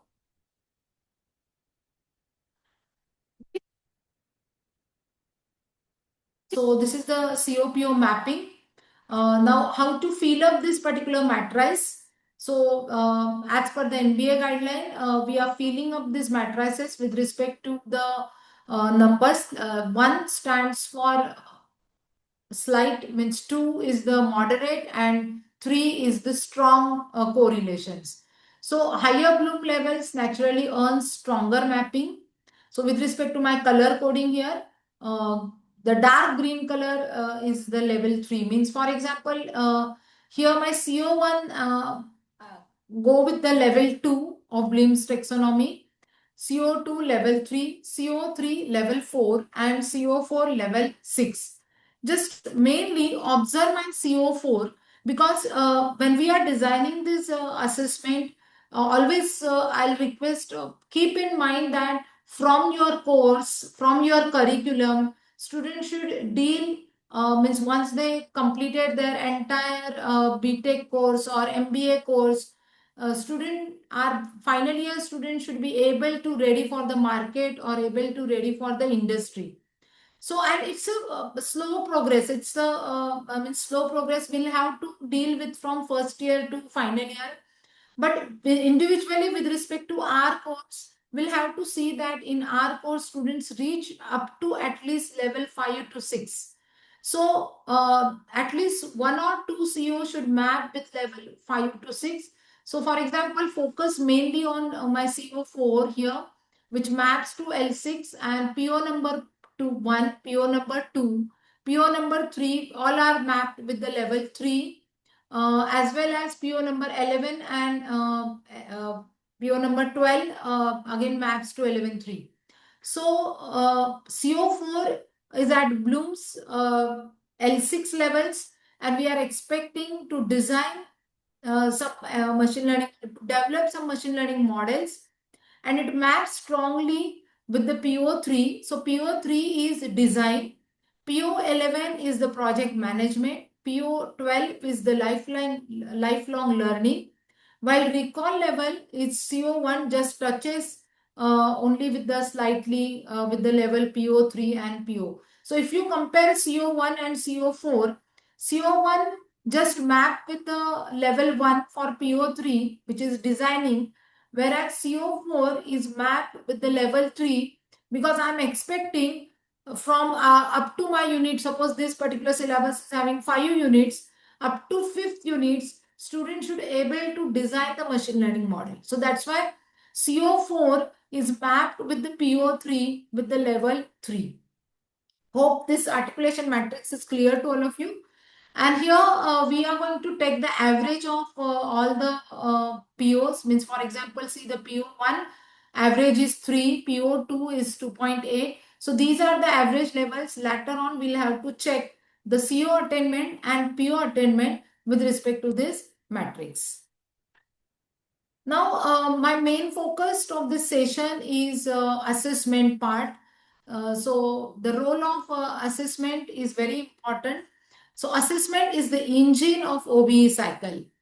So in OBE, because being our teacher or the faculty, it's our honest role that whatever, yes, we are teaching the concepts, we are taking the labs, we are delivering the knowledge to the students, but we have to check, is our students is now able to, is our students getting the knowledge, is our students can perform, apply. So for that purpose we are having different type of assessments. So designing of the assessment should be also at higher level. Means we are expecting students should reach from level 3 to level 6, but for that we'll have to give the challenging activity, challenging assignment, challenging questions in the end sem or mid sem exam. Then and then only students is confident to go ahead with the higher level.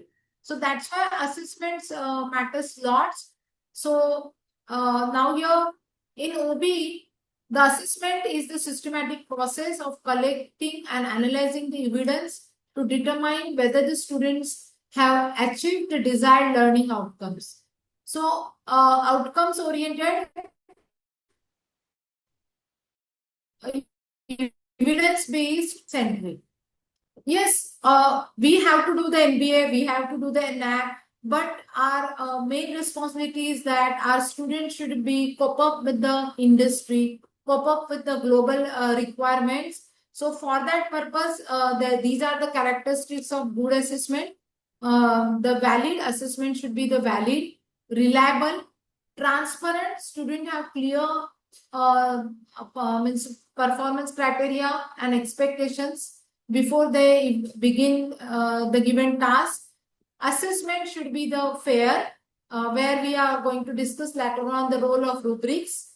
Then flexible and outcome aligned. So this is a very at basic level. Already we are doing since from our last things that, for example, the course outcome is explain the concept. So we, with respect to teaching method during the lectures, we are explaining the concept, and to check that knowledge, we are taking the help of assessment tools like quiz and test. Then we are expecting, for example, some algorithms are there in our syllabus. So apply the algorithms where we are expecting problem solving. So to check the problem solving, we use the assessment tools like assignment, analyze the system. So we can give different case studies during our teaching. And based on that case studies, students have and projects as assessment, design solutions, project-based learning, and some mini project. But this is at very basic level. Now we need to understand the spectrum of this assessment with respect to formative assessment and summative assessment. Again, there is a direct and indirect. So formative assessment means we taken the quizzes, lab observations, or code reviews. Means actual work of the students we are going to check during the formative assessment, and that is in the direct assessment. Whereas in summative assessment, the final attainment we are going to check through the end semester exams, through the capstone projects, or the viva during the practical exams. Again, in formative, there is the indirect. So in indirect, we are gathering the different surveys, self-reflections from the students. And in summative, we are expecting in indirect exit survey, alumni survey, employer survey. So combination of this, we are going to use to check the final attainment of our COPO. So attainment is measured, not the assumed. So numerically, mathematically, we are going to measure. And then based on that, we identify the gaps and further improvement. So there is a two assessment measurements are divided into two: direct assessment and indirect assessment. So in direct assessments, weightage are normally taken 80% and indirect weightage are taken normally 20%. In direct assessments, we are going to consider like tests, quizzes, assignments, end semester exams, rubrics-based projects, viva. Whereas in indirect assessments, we take the course exit survey, program exit survey, alumni survey, employer and industry feedback, student self-assessment. Because though the weightage is less, but these surveys are very, very important, because that is the real feedback we are getting from BTech students, from alumni, and from our employer. So for that purpose, we have to set the targets. Based on the targets, we measure the COPO attainment, identify the gap analysis. So the calculations we are going to see in detail later on. Now there is the 6 strategies, 6 dimensions we are going to highlight here. So direct assessment, indirect assessment, formative versus summative, internal versus external. Instruments we are going to use different, rubrics, attainment, computations. So dimension 1 is direct versus indirect. So measuring the COPO attainment, just now we discussed already. Direct measures actual performance, indirect measures the perceptions. And final attainment is the combination of this 80% plus 20%. Direct considers the different types of exams, quizzes, assignments, activities, projects, presentations, and lab works. whereas indirect considers post-exit survey, student feedback, alumni feedback, and employer feedback. Then we have to divide the assessments in formative versus the summative. So in formative, assessments are during the learning, during our semesters or during our course from unit 1 to unit 5. And there we are expecting continuous improvement. We are monitoring students' progress after every 20% coverage of syllabus, 40% coverage of syllabus, and we are expecting students should develop their skills with respect to Bloom's level from lower level to higher level. And for that purpose, we have to design carefully the assignments, activities as assessment, quizzes, lab observations. And in summative, we are taking, once we complete the semester, once we complete the syllabus, at the end of the semester, we are going to take, or at the mid of the semester, we are going to take mid-semester exam, end semester exams, final projects, viva. So the official attainment record we can create with the help of formative and summative assessment. Now, in this, we have the internal CI, that is continuous improvement, and external. So CI is the internal, so faculty can control the internal assessment and give some flexibility also. Now here, when we design different assessment, every questions we have to tag with the CO. That example I will show you shortly. Then fine gained and frequent data. And then we are going to give the weightage. CI weightage we'll consider as a 30%, and external weightage we are considering as a 70%, and then total 100% weightage we are taking to calculate the final attainment. Where in external we are considering the mid-semester exams or the end semester exams. Then we use a different instrument to measure the outcome. So as our main focus is Bloom's taxonomy levels as well as the PO attainments. So according to the PO attainment, just now all of you seen different POs and understand the meaning of POs. Let's say we have here written test and quizzes. So through which we can tackle the Bloom's levels, apply or analyze. Then we'll have projects and open-ended design questions through which we can tackle the design and development. And we are expecting investigation of complex problems from the students. So on my left-hand side, all are our PO keywords. Okay.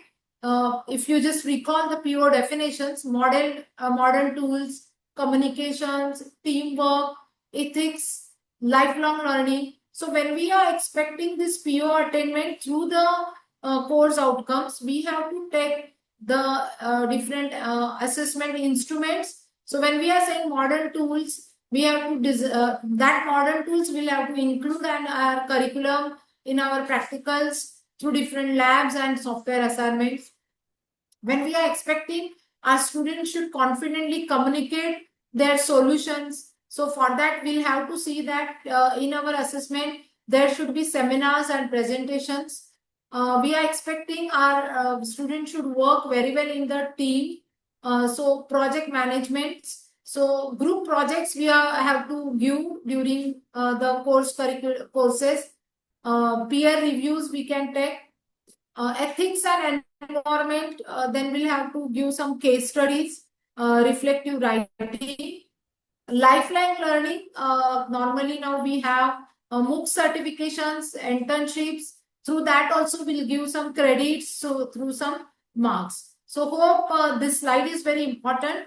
The idea behind this slide is clear to all of you. I just hold these slides for 1 minute. My request to all my dear friends that left hand side are your PO definitions, keywords of POs. And on my right side, PO keywords, PO definitions.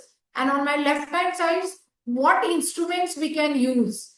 When we are saying that we'll have to attain that PO, we'll have to attain the PO through our entire curriculum, through different courses. So we have to make sure that during the assessment, during our course, we'll have to give the assessment, not only just quizzes or simple assignments. We'll have to make sure that our assessment should considers the seminars, case studies, MOOC certifications.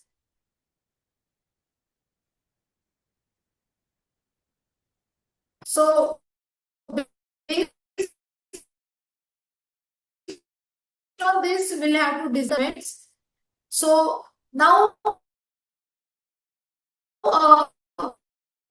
once I hope all of you getting that sorry, direct, indirect, then formative and summative. Now, when we are designing, we are as though there is the assignment, though there is some seminars or the project activity or brief classroom activity, all these activities or the assignments should be assessed based on the rubrics. So what is the rubrics? Work against the predefined criteria. So what are the benefits? Transparent evaluation, consistent grading, reduce subjectivity, and better feedback quality. So this particular rubrics is, for example, for project evaluation. So there are the criteria: problem understanding, technical content, innovation, presentation, and teamwork. So here we are expecting some higher level implementations from our students. Students should do that. So if we are saying highly innovative, marks 4, moderate marks 3, limited average 2, and no innovation, we can say 4, and marks is only 1. Team building, so excellent coordination, limited coordination. When we have a very clear rubrics, and these rubrics we are going to share with our students, so students should understand when they will get the maximum marks. When they are considering innovation in their projects, when their output is very accurate, when there is a complete group activity, if group activity within the 3 students, only 2 students are working and another students behave like a sleeping partner, then they may fail in the teamwork. So they may lose the marks of the teamwork. So students should also get understanding at by what level they'll have to submit, they'll have to deliver their project activity. So that's why rubrics are very important. And based on this criteria, actually this criteria we are going to map with the CO, and based on this criteria wise marks, we can attain the CO, we can attain the PO very well. That one example also I'll show you later on. So from the marks to PO attainment, we are expecting along with the internal as well as the SE through the direct and indirect assessment. Now, our vision should be very broad with respect to the current requirement from Industry 4.0 to 5.0. Assessments should be in such a way that assessment type should be in such a way that students gets the interest to do that activity and meet the OBE outcomes. Okay, so we'll have to give the projects and capstone projects which deal with the open-ended problems, gamified quiz, peer and self-review based some assessment activity which tackles the PO number 9, teamwork, case studies, then hackathons and challenges. So we should motivate students, or we should assign some marks in our assessment. Those are participating in hackathons or in project activity or in research publications. They will get the more marks. This kind of motivations will have to give slowly in our assessment strategy. Now, who benefits? When we are saying that we'll have to move our focus just from quizzes or suggest from assessment assignment towards the hackathons or projects or research. But along with that, faculty actionable data with respect to our teachers, faculty, we are growing with respect to this kind of assessment designing and solutions providing to students, and mainly industry and employers. Graduates assessed on the authenticate and job ready deliverables and tools, and of course NBA purposes, accreditation purposes, and ultimate gain is to society. So skill community needs. So this good assessment, as we are discussing, that we'll have to see that employable skills. So why we need to reach to higher or employable skills we are expecting from our students when our students creates, evaluates, and analyze. So constructive alignment, authenticate starts, transparent rubrics, and higher order weighting helps our students with respect to the good design of the assessment.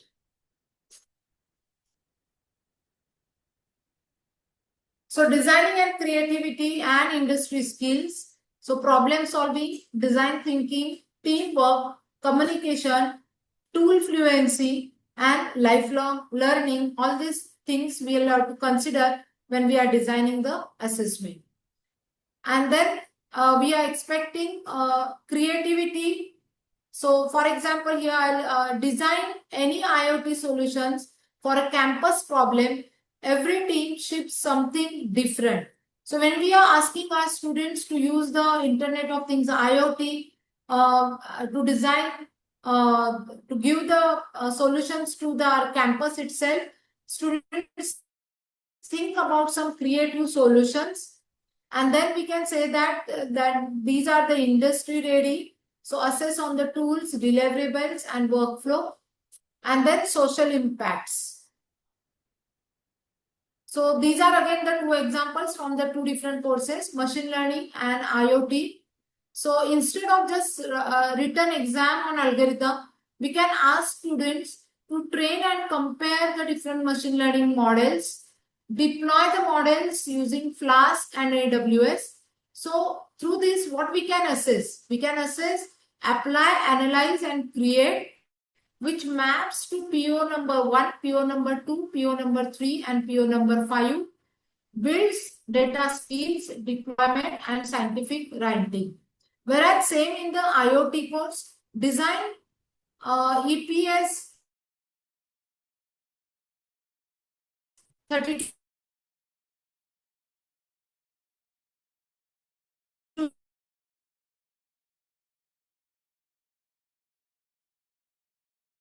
sensors, node publishing over the MQTT work and them.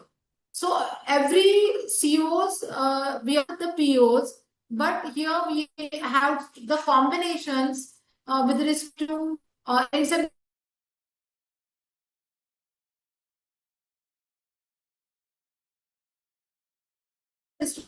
studies, projects, lab, laboratory assessments. Also, we are expecting experiment executions, tool handling, data analysis, observation skills, and report writing. And all this we are giving with respect to experiment performance, record book, observations and analysis, and Viva.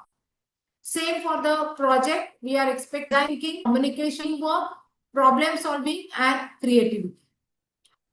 Now, the continuous internal evaluation should have all these combinations: unit test, assignment, quizzes, seminar, lab work. Then and then only we can say that students reach from level 1 to level 6. So every question should map to the CO. So for example, CO1 is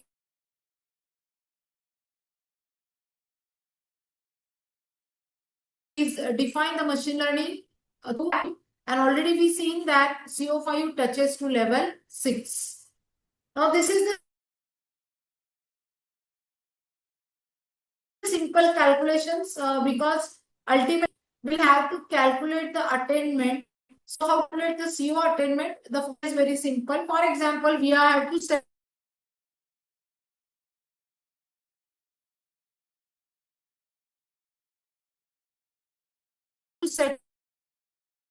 first the target. So for example, target here to complete that particular project activity successfully. Percent students achieve. So level 0 less than 50%, level 1 50 to 59, level 2 60 to 69, level 3 greater than 70%. So CO attainment student greater than or equal to the target. So here, for example, target is 60 and total number of students multiplied by 100. Then we'll have to rolling up CO to PO attainment. So the formula to calculate the PO attainment, CO attainment multiplied by mapping divided by summation of the mapping strength. So for example, here we taken the example of PO1. So my CO1 map with the PO1 with the 3 attainment level is here again 3, which we calculated from the previous slides. Product of CO attainment and mapping is 9. So with respect to that, the PO attainment formula is here. The total summation of the products, that is 22 in this case, divided by mapping summation. In this case here 8 and in this case here 22. Now here we can say that our PO attainment is PO1 attainment is 2.75. So which is, for example, our target is 2.5, which is the above target 2 point. So here we can say that successfully whatever assessment we are designing for this particular PO attainment, our target is achieved with respect to this COPO attainment. So gap analysis is very important. So target faint blue color, achieve dark blue color. So we can say that here PO1 on and above the PO1, PO3, PO5 made the benchmark 2.5 and above. These outcomes are means healthy. Improvement required with the PO number 2, PO number 4. So trace back to the weak COs that feed them. So with when we do the gap analysis, we need to check what, for the PO2 and PO4 what COs are mapped. Is that CO is designed correctly for to attain that particular CO and PO? What assessments are used? Are they fulfill the students' requirements? So with respect to that, we can do the gap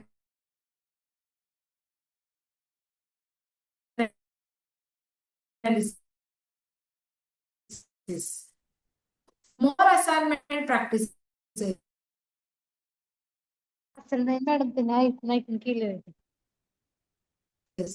And मलालिक रूप से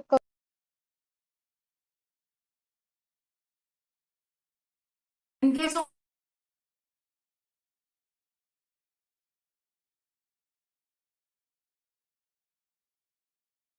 PO attainment, we need to take the actions. Revise index. Is there any problem? Is there audible, ma'am? Sonal ma'am? Hello, ma'am. Actually, your voice is breaking.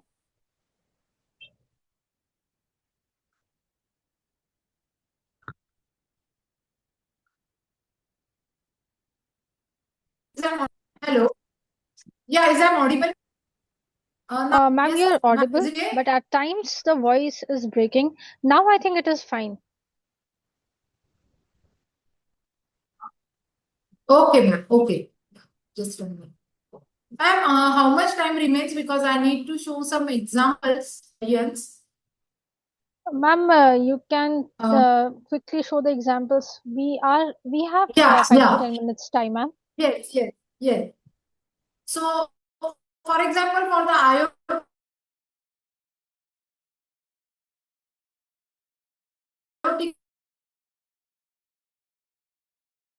was these are the COs, and you have understanding, analyze, and creates. So according to that, CO1 is explain the IoT architecture. CO2 interface the sensors and actuators. CO3 implement IoT communications. CO4 analyze cloud IoT data. CO5 design. So see this flow from explain, interface, implement, analyze, and design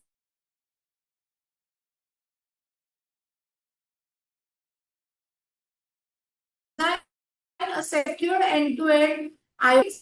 With respect to PO definitions, we'll have to, and here we require the justifications also. Why we are saying the level 3, level 2, and level 1. So with respect to that here, modern tools PO5, PO9, team, and PO12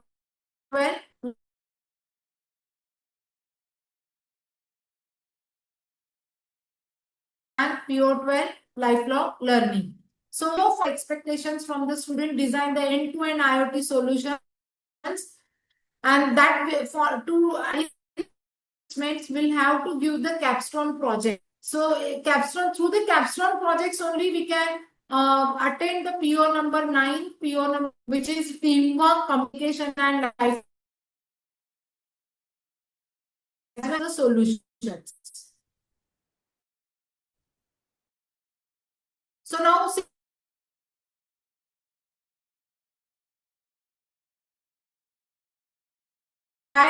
here, these are the variable fun where we are expecting to in the IoT. So for that, we can design the assessment like quizzes and unit tests through which we can means map with the PO1 engineering knowledge.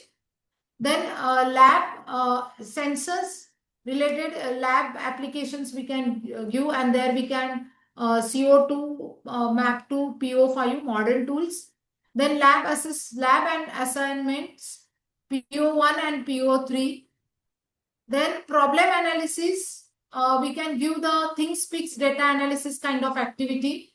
Mini projects we'll have to give with respect to design and development, and demo presentations of the final project with the peer review, through which CO5, which is at the Bloom's level 6, teamwork and communications. So likewise, along with the your CO mapping, you have to design your development activity, and in that also there is the summative and formative you need to keep in mind with respect to internal activity and the final end sem and mid sem exam. So in mid sem and end sem exams also we'll have to ask the questions which address the apply level, analyze level, and the design level.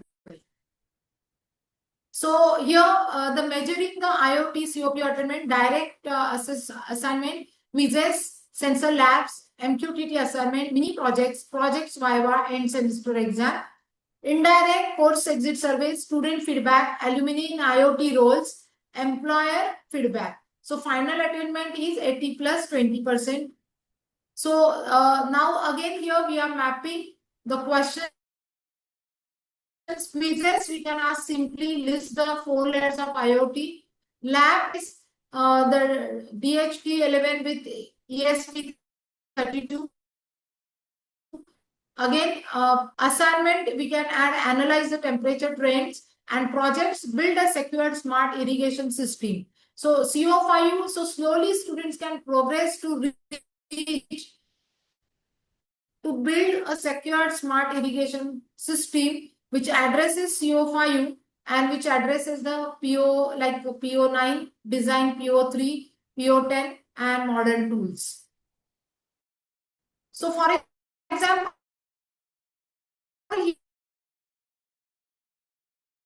here, after marks in MQTT lab and test questions, so 48 divided by 60 multiplied by 100. So 80% students attend that particular activity successfully. So we achieved here the level 3 in CO attainment. So now here the level 3 we are going to consider for PO attainment, and with respect to that, here just that PO 2.75, 2.55, 2.85. So PO1, PO3, PO5, knowledge design model tools. So these are the achieved POs with respect to laboratory and projects assignments. For example, PO9 and PO10 are laggy. So according to that, projects build the teamwork and communication. So these are the rubrics also we need to design appropriately for transparent evaluation. So improvement actions we need to take. So if technically more hands-on experiments need to take, guide the cloud-based dashboard tutorials, flip classroom activity we can take, extra practices we can assign. With respect to PO, team projects, mandatory demo, invite industry mentality and ethics. So what the innovative activities to lift the attainment? IoT hackathons, gamified lab questions, digital twin, flip classrooms, project expo, smart village challenges.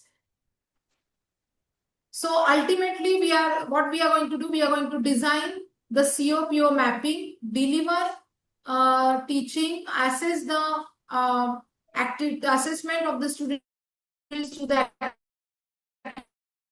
activity, measure the COPO attainment, identify the gaps, and again the improve. The cycle we are expecting from the COPO attainment through the assessment techniques. So start from the outcome, mix the spectrum with respect to variety of the formative, summative, direct, indirect assessment activity, make it authenticate, then aim at a higher bloom levels, analyze, evaluate, create, map and measures, and close the loop through the improvement. So best practices: use multiple currency, maintain assessment records, include higher order thinking questions, provide timely feedback, analyze attainment every semester. Common challenges: align tools with outcomes, subjective evaluations, use rubrics, low attainment, conduct remedial activities, data management difficulty, use Excel or OB software. So assessment is the core of OB. So assessment is the core of OB implementation. Assessment directly improves the attainment. Rubrics increases the fairness and reliability. Continuous assessment, data improvement is for education. So ultimate aim is what? So skill development, hackathons, rapid applied problem solving, industry projects, real world sponsored work, research paper, and we can motivate through the different assessment to write the research papers. Then internships, placements, project competitions, and of course marks rise with the knowledge. So all these need the full spectrum of student growth. So here we can say that student outcomes, skill development through the MAP POs 1, 3, 5,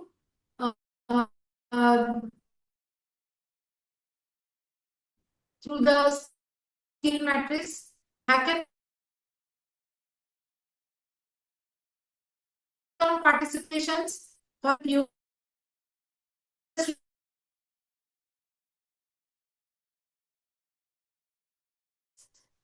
Research paper writing award, marks, CO attainment, records. And here these maps, these POs are maps, and then we can say that our curriculum, entire curriculum of BTech or master programs are fulfill all the PO attainment with respect to the students' outcome.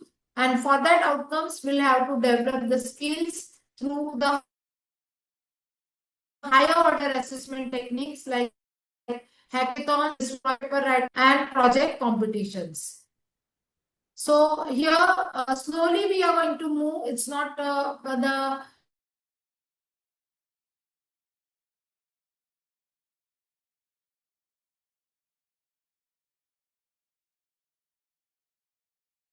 means only within the one course or within. So the role of right now the hackathons, project competitions, and industry sponsor projects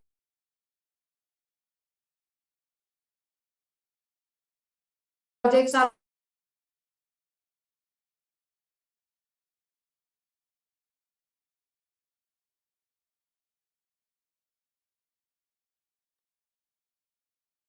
Ma'am, very your important. voice is breaking. So even research papers, internships, rubrics,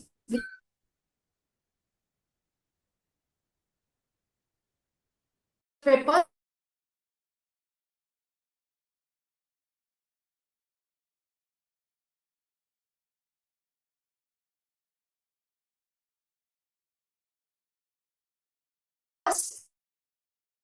Internship and rubric.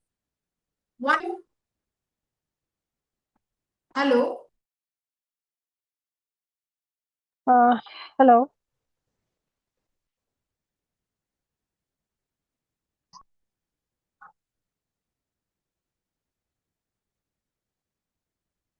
Hello. Hello, ma'am.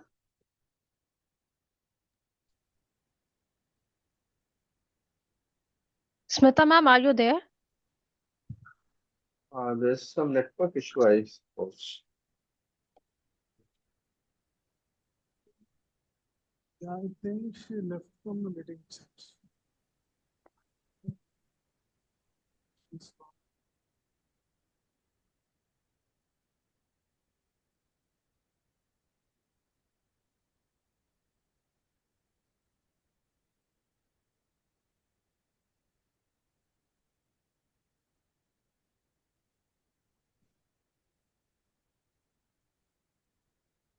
There was some network issue before also. Might be she's trying to join us. If she will not be able to join, we can wind up. We can wait for 1 minute. The session was about to be completed only.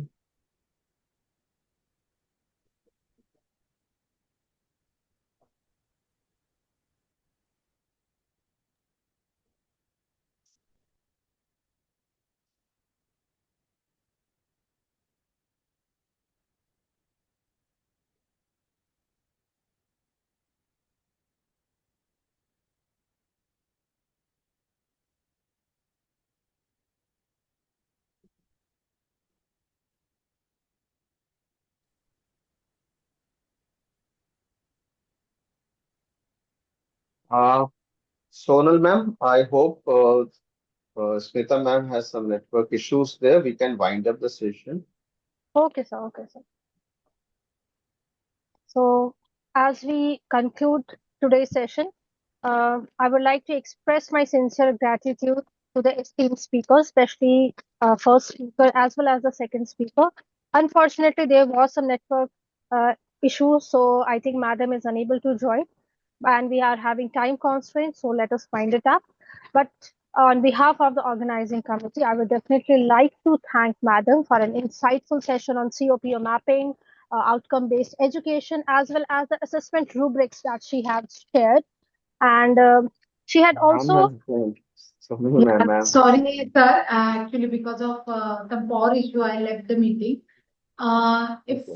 If participants are interested, sir, I want to show them how we can involve AI in our assessment. Actually, I done the experiment recently in my own course. If you are allowing me, I'll show you in 5 minutes because that is the requirement for the further If you can explain it in 5 minutes, I hope everyone would be interested in that.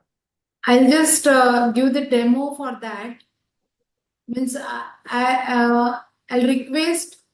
Is it okay, sir? Shall I continue? Yes, yes, continue and try to wind it up in 5 to 10 minutes max. Yes, sir.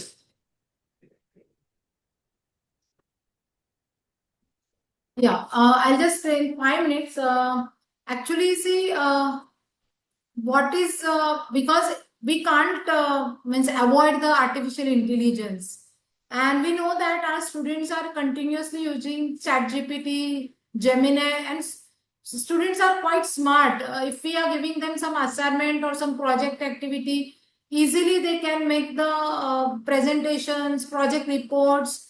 So for us, it's very challenging to use to ask our students to use this AI tool, not just for copy paste, rather use these AI tools for higher order problem solving. So what I've done in my course, digital signal processing, I given the activity to students, that research paper review activity. So in the research, I asked my students to download the good IEEE research paper and review that paper properly. Of course, for example, I completed my topic digital filter design. Based on the digital filter design, they have to download the IEEE paper, and they have to review that paper. Once they review the paper, they can, I ask openly, use the ChatGPT, use the Gemini, or use an AI tool, ready-made AI tool, and write down the prompt, technical prompt, in such a way that define in your prompt, you'll have to define the methodology of that paper and ask the AI tool to give the block diagram. So until student read the research paper thoroughly, first of all, students should know what is the digital filter, what are the types of digital filter, and how to design the digital filter. Then only they can understand the IEEE research paper. Once they read the paper thoroughly, then and then only they can write the efficient prompt. And then if their prompt is efficient, then only they get the good block diagram from the AI, ready-made block diagram from the AI tool. So what I try to develop from my students, that prompt engineering skill. Through this activity, I ask my students to create the prompt proper technically, read the paper methodology, and write the prompt accurately. Then and then only they can develop the proper block diagram. In the same way, in the laboratory, for my labs are on Python. I ask student to use the Visual Studio, because in industry Visual Studio is required.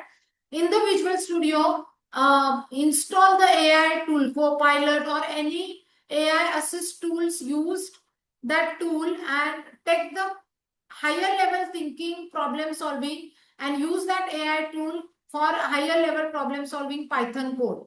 So openly, I ask students to use these AI tools, but ultimate outcome is at the higher order problem solving.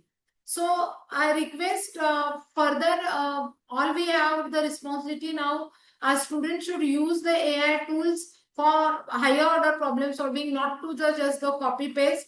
And it is required that for us also and for students also, AI tool enable literacy we need to develop from the students. So, for example, read the research paper, write the AI prompt, generate the diagram, critical analysis, and redefine and submit. So, this kind of activity my students done. And even I assist this activity using the AI tools. So, I completed, see, this is my assessment. For the assessment, I need to design rubrics properly. I given that rubrics to AI tool, and automatically I get the assessments from the AI tool. So that practice also we can do. This assessment results out of 20, 16 marks are given by the AI tools, and along with the good feedback. But for that purpose, we have to design our activity properly. We have to design the rubrics properly. That caution we need to take as a teacher. So this is one example I need to give here. So thank you once again for the organizer bearing with me some additional time, and some internet issue. So thank you, Sonal ma'am, and thank you, Amir sir. If any questions, I'll open for that. Participants, we are going to take only one or two questions. You may post your questions in the group chat or raise your hands or unmute yourself to ask.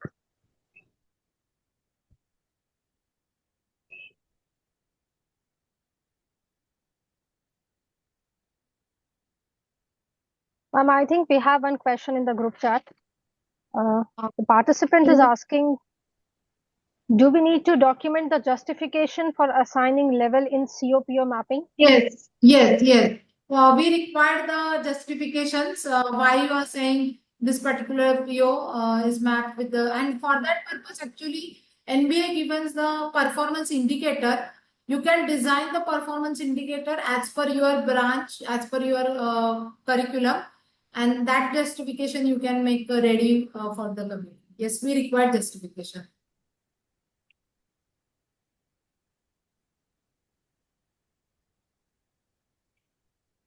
Any questions, ma'am? Dr. Kirti, madam? No, okay.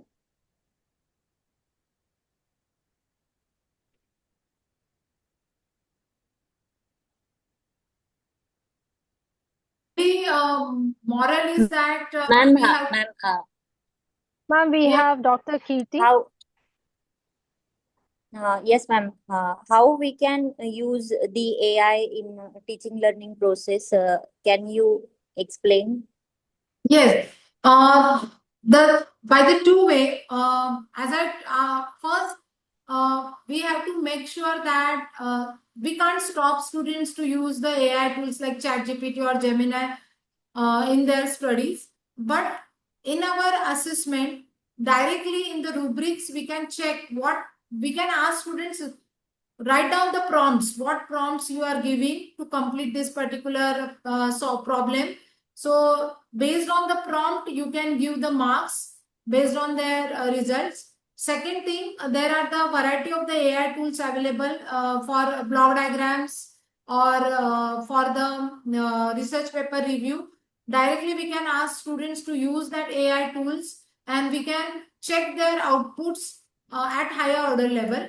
Second thing, for the assessment purpose, we can use the AI tools. For rubrics design, we can use the AI tools. To develop the quizzes, we can use the AI tools. So rather means asking students don't use the chat GPT or the AI tools, we have to motivate the students to use these AI tools for higher order problem solving. Even agentic AI also right now you can involve in your teaching learning process. Okay, ma'am. Thank you. Okay, ma'am. Now, since we have time constraint, we have taken one or two questions. So now we are proceeding with today's FDP.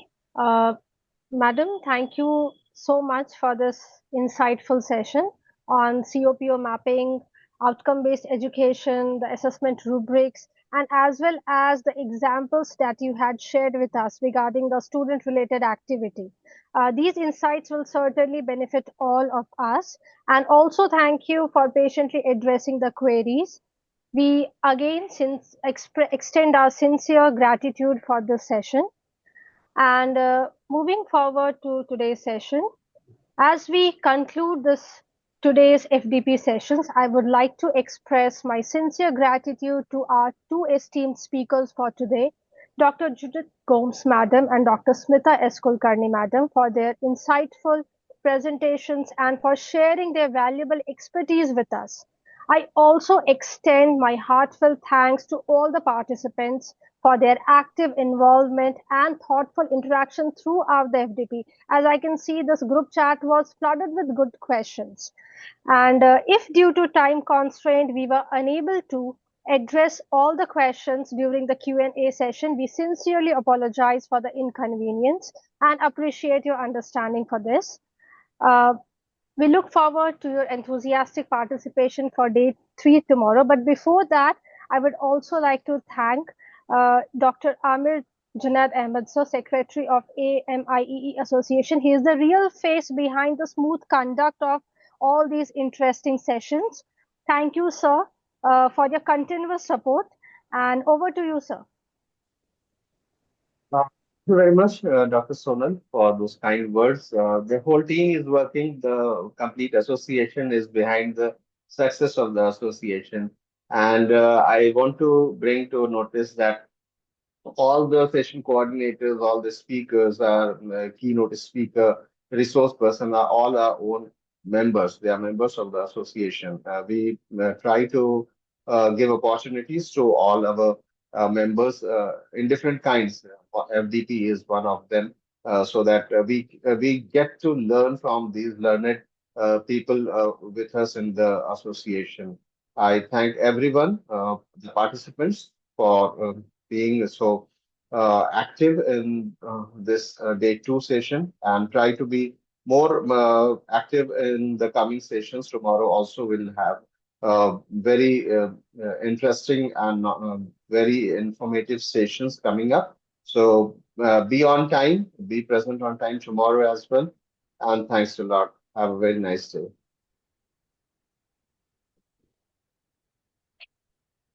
Thank you, sir.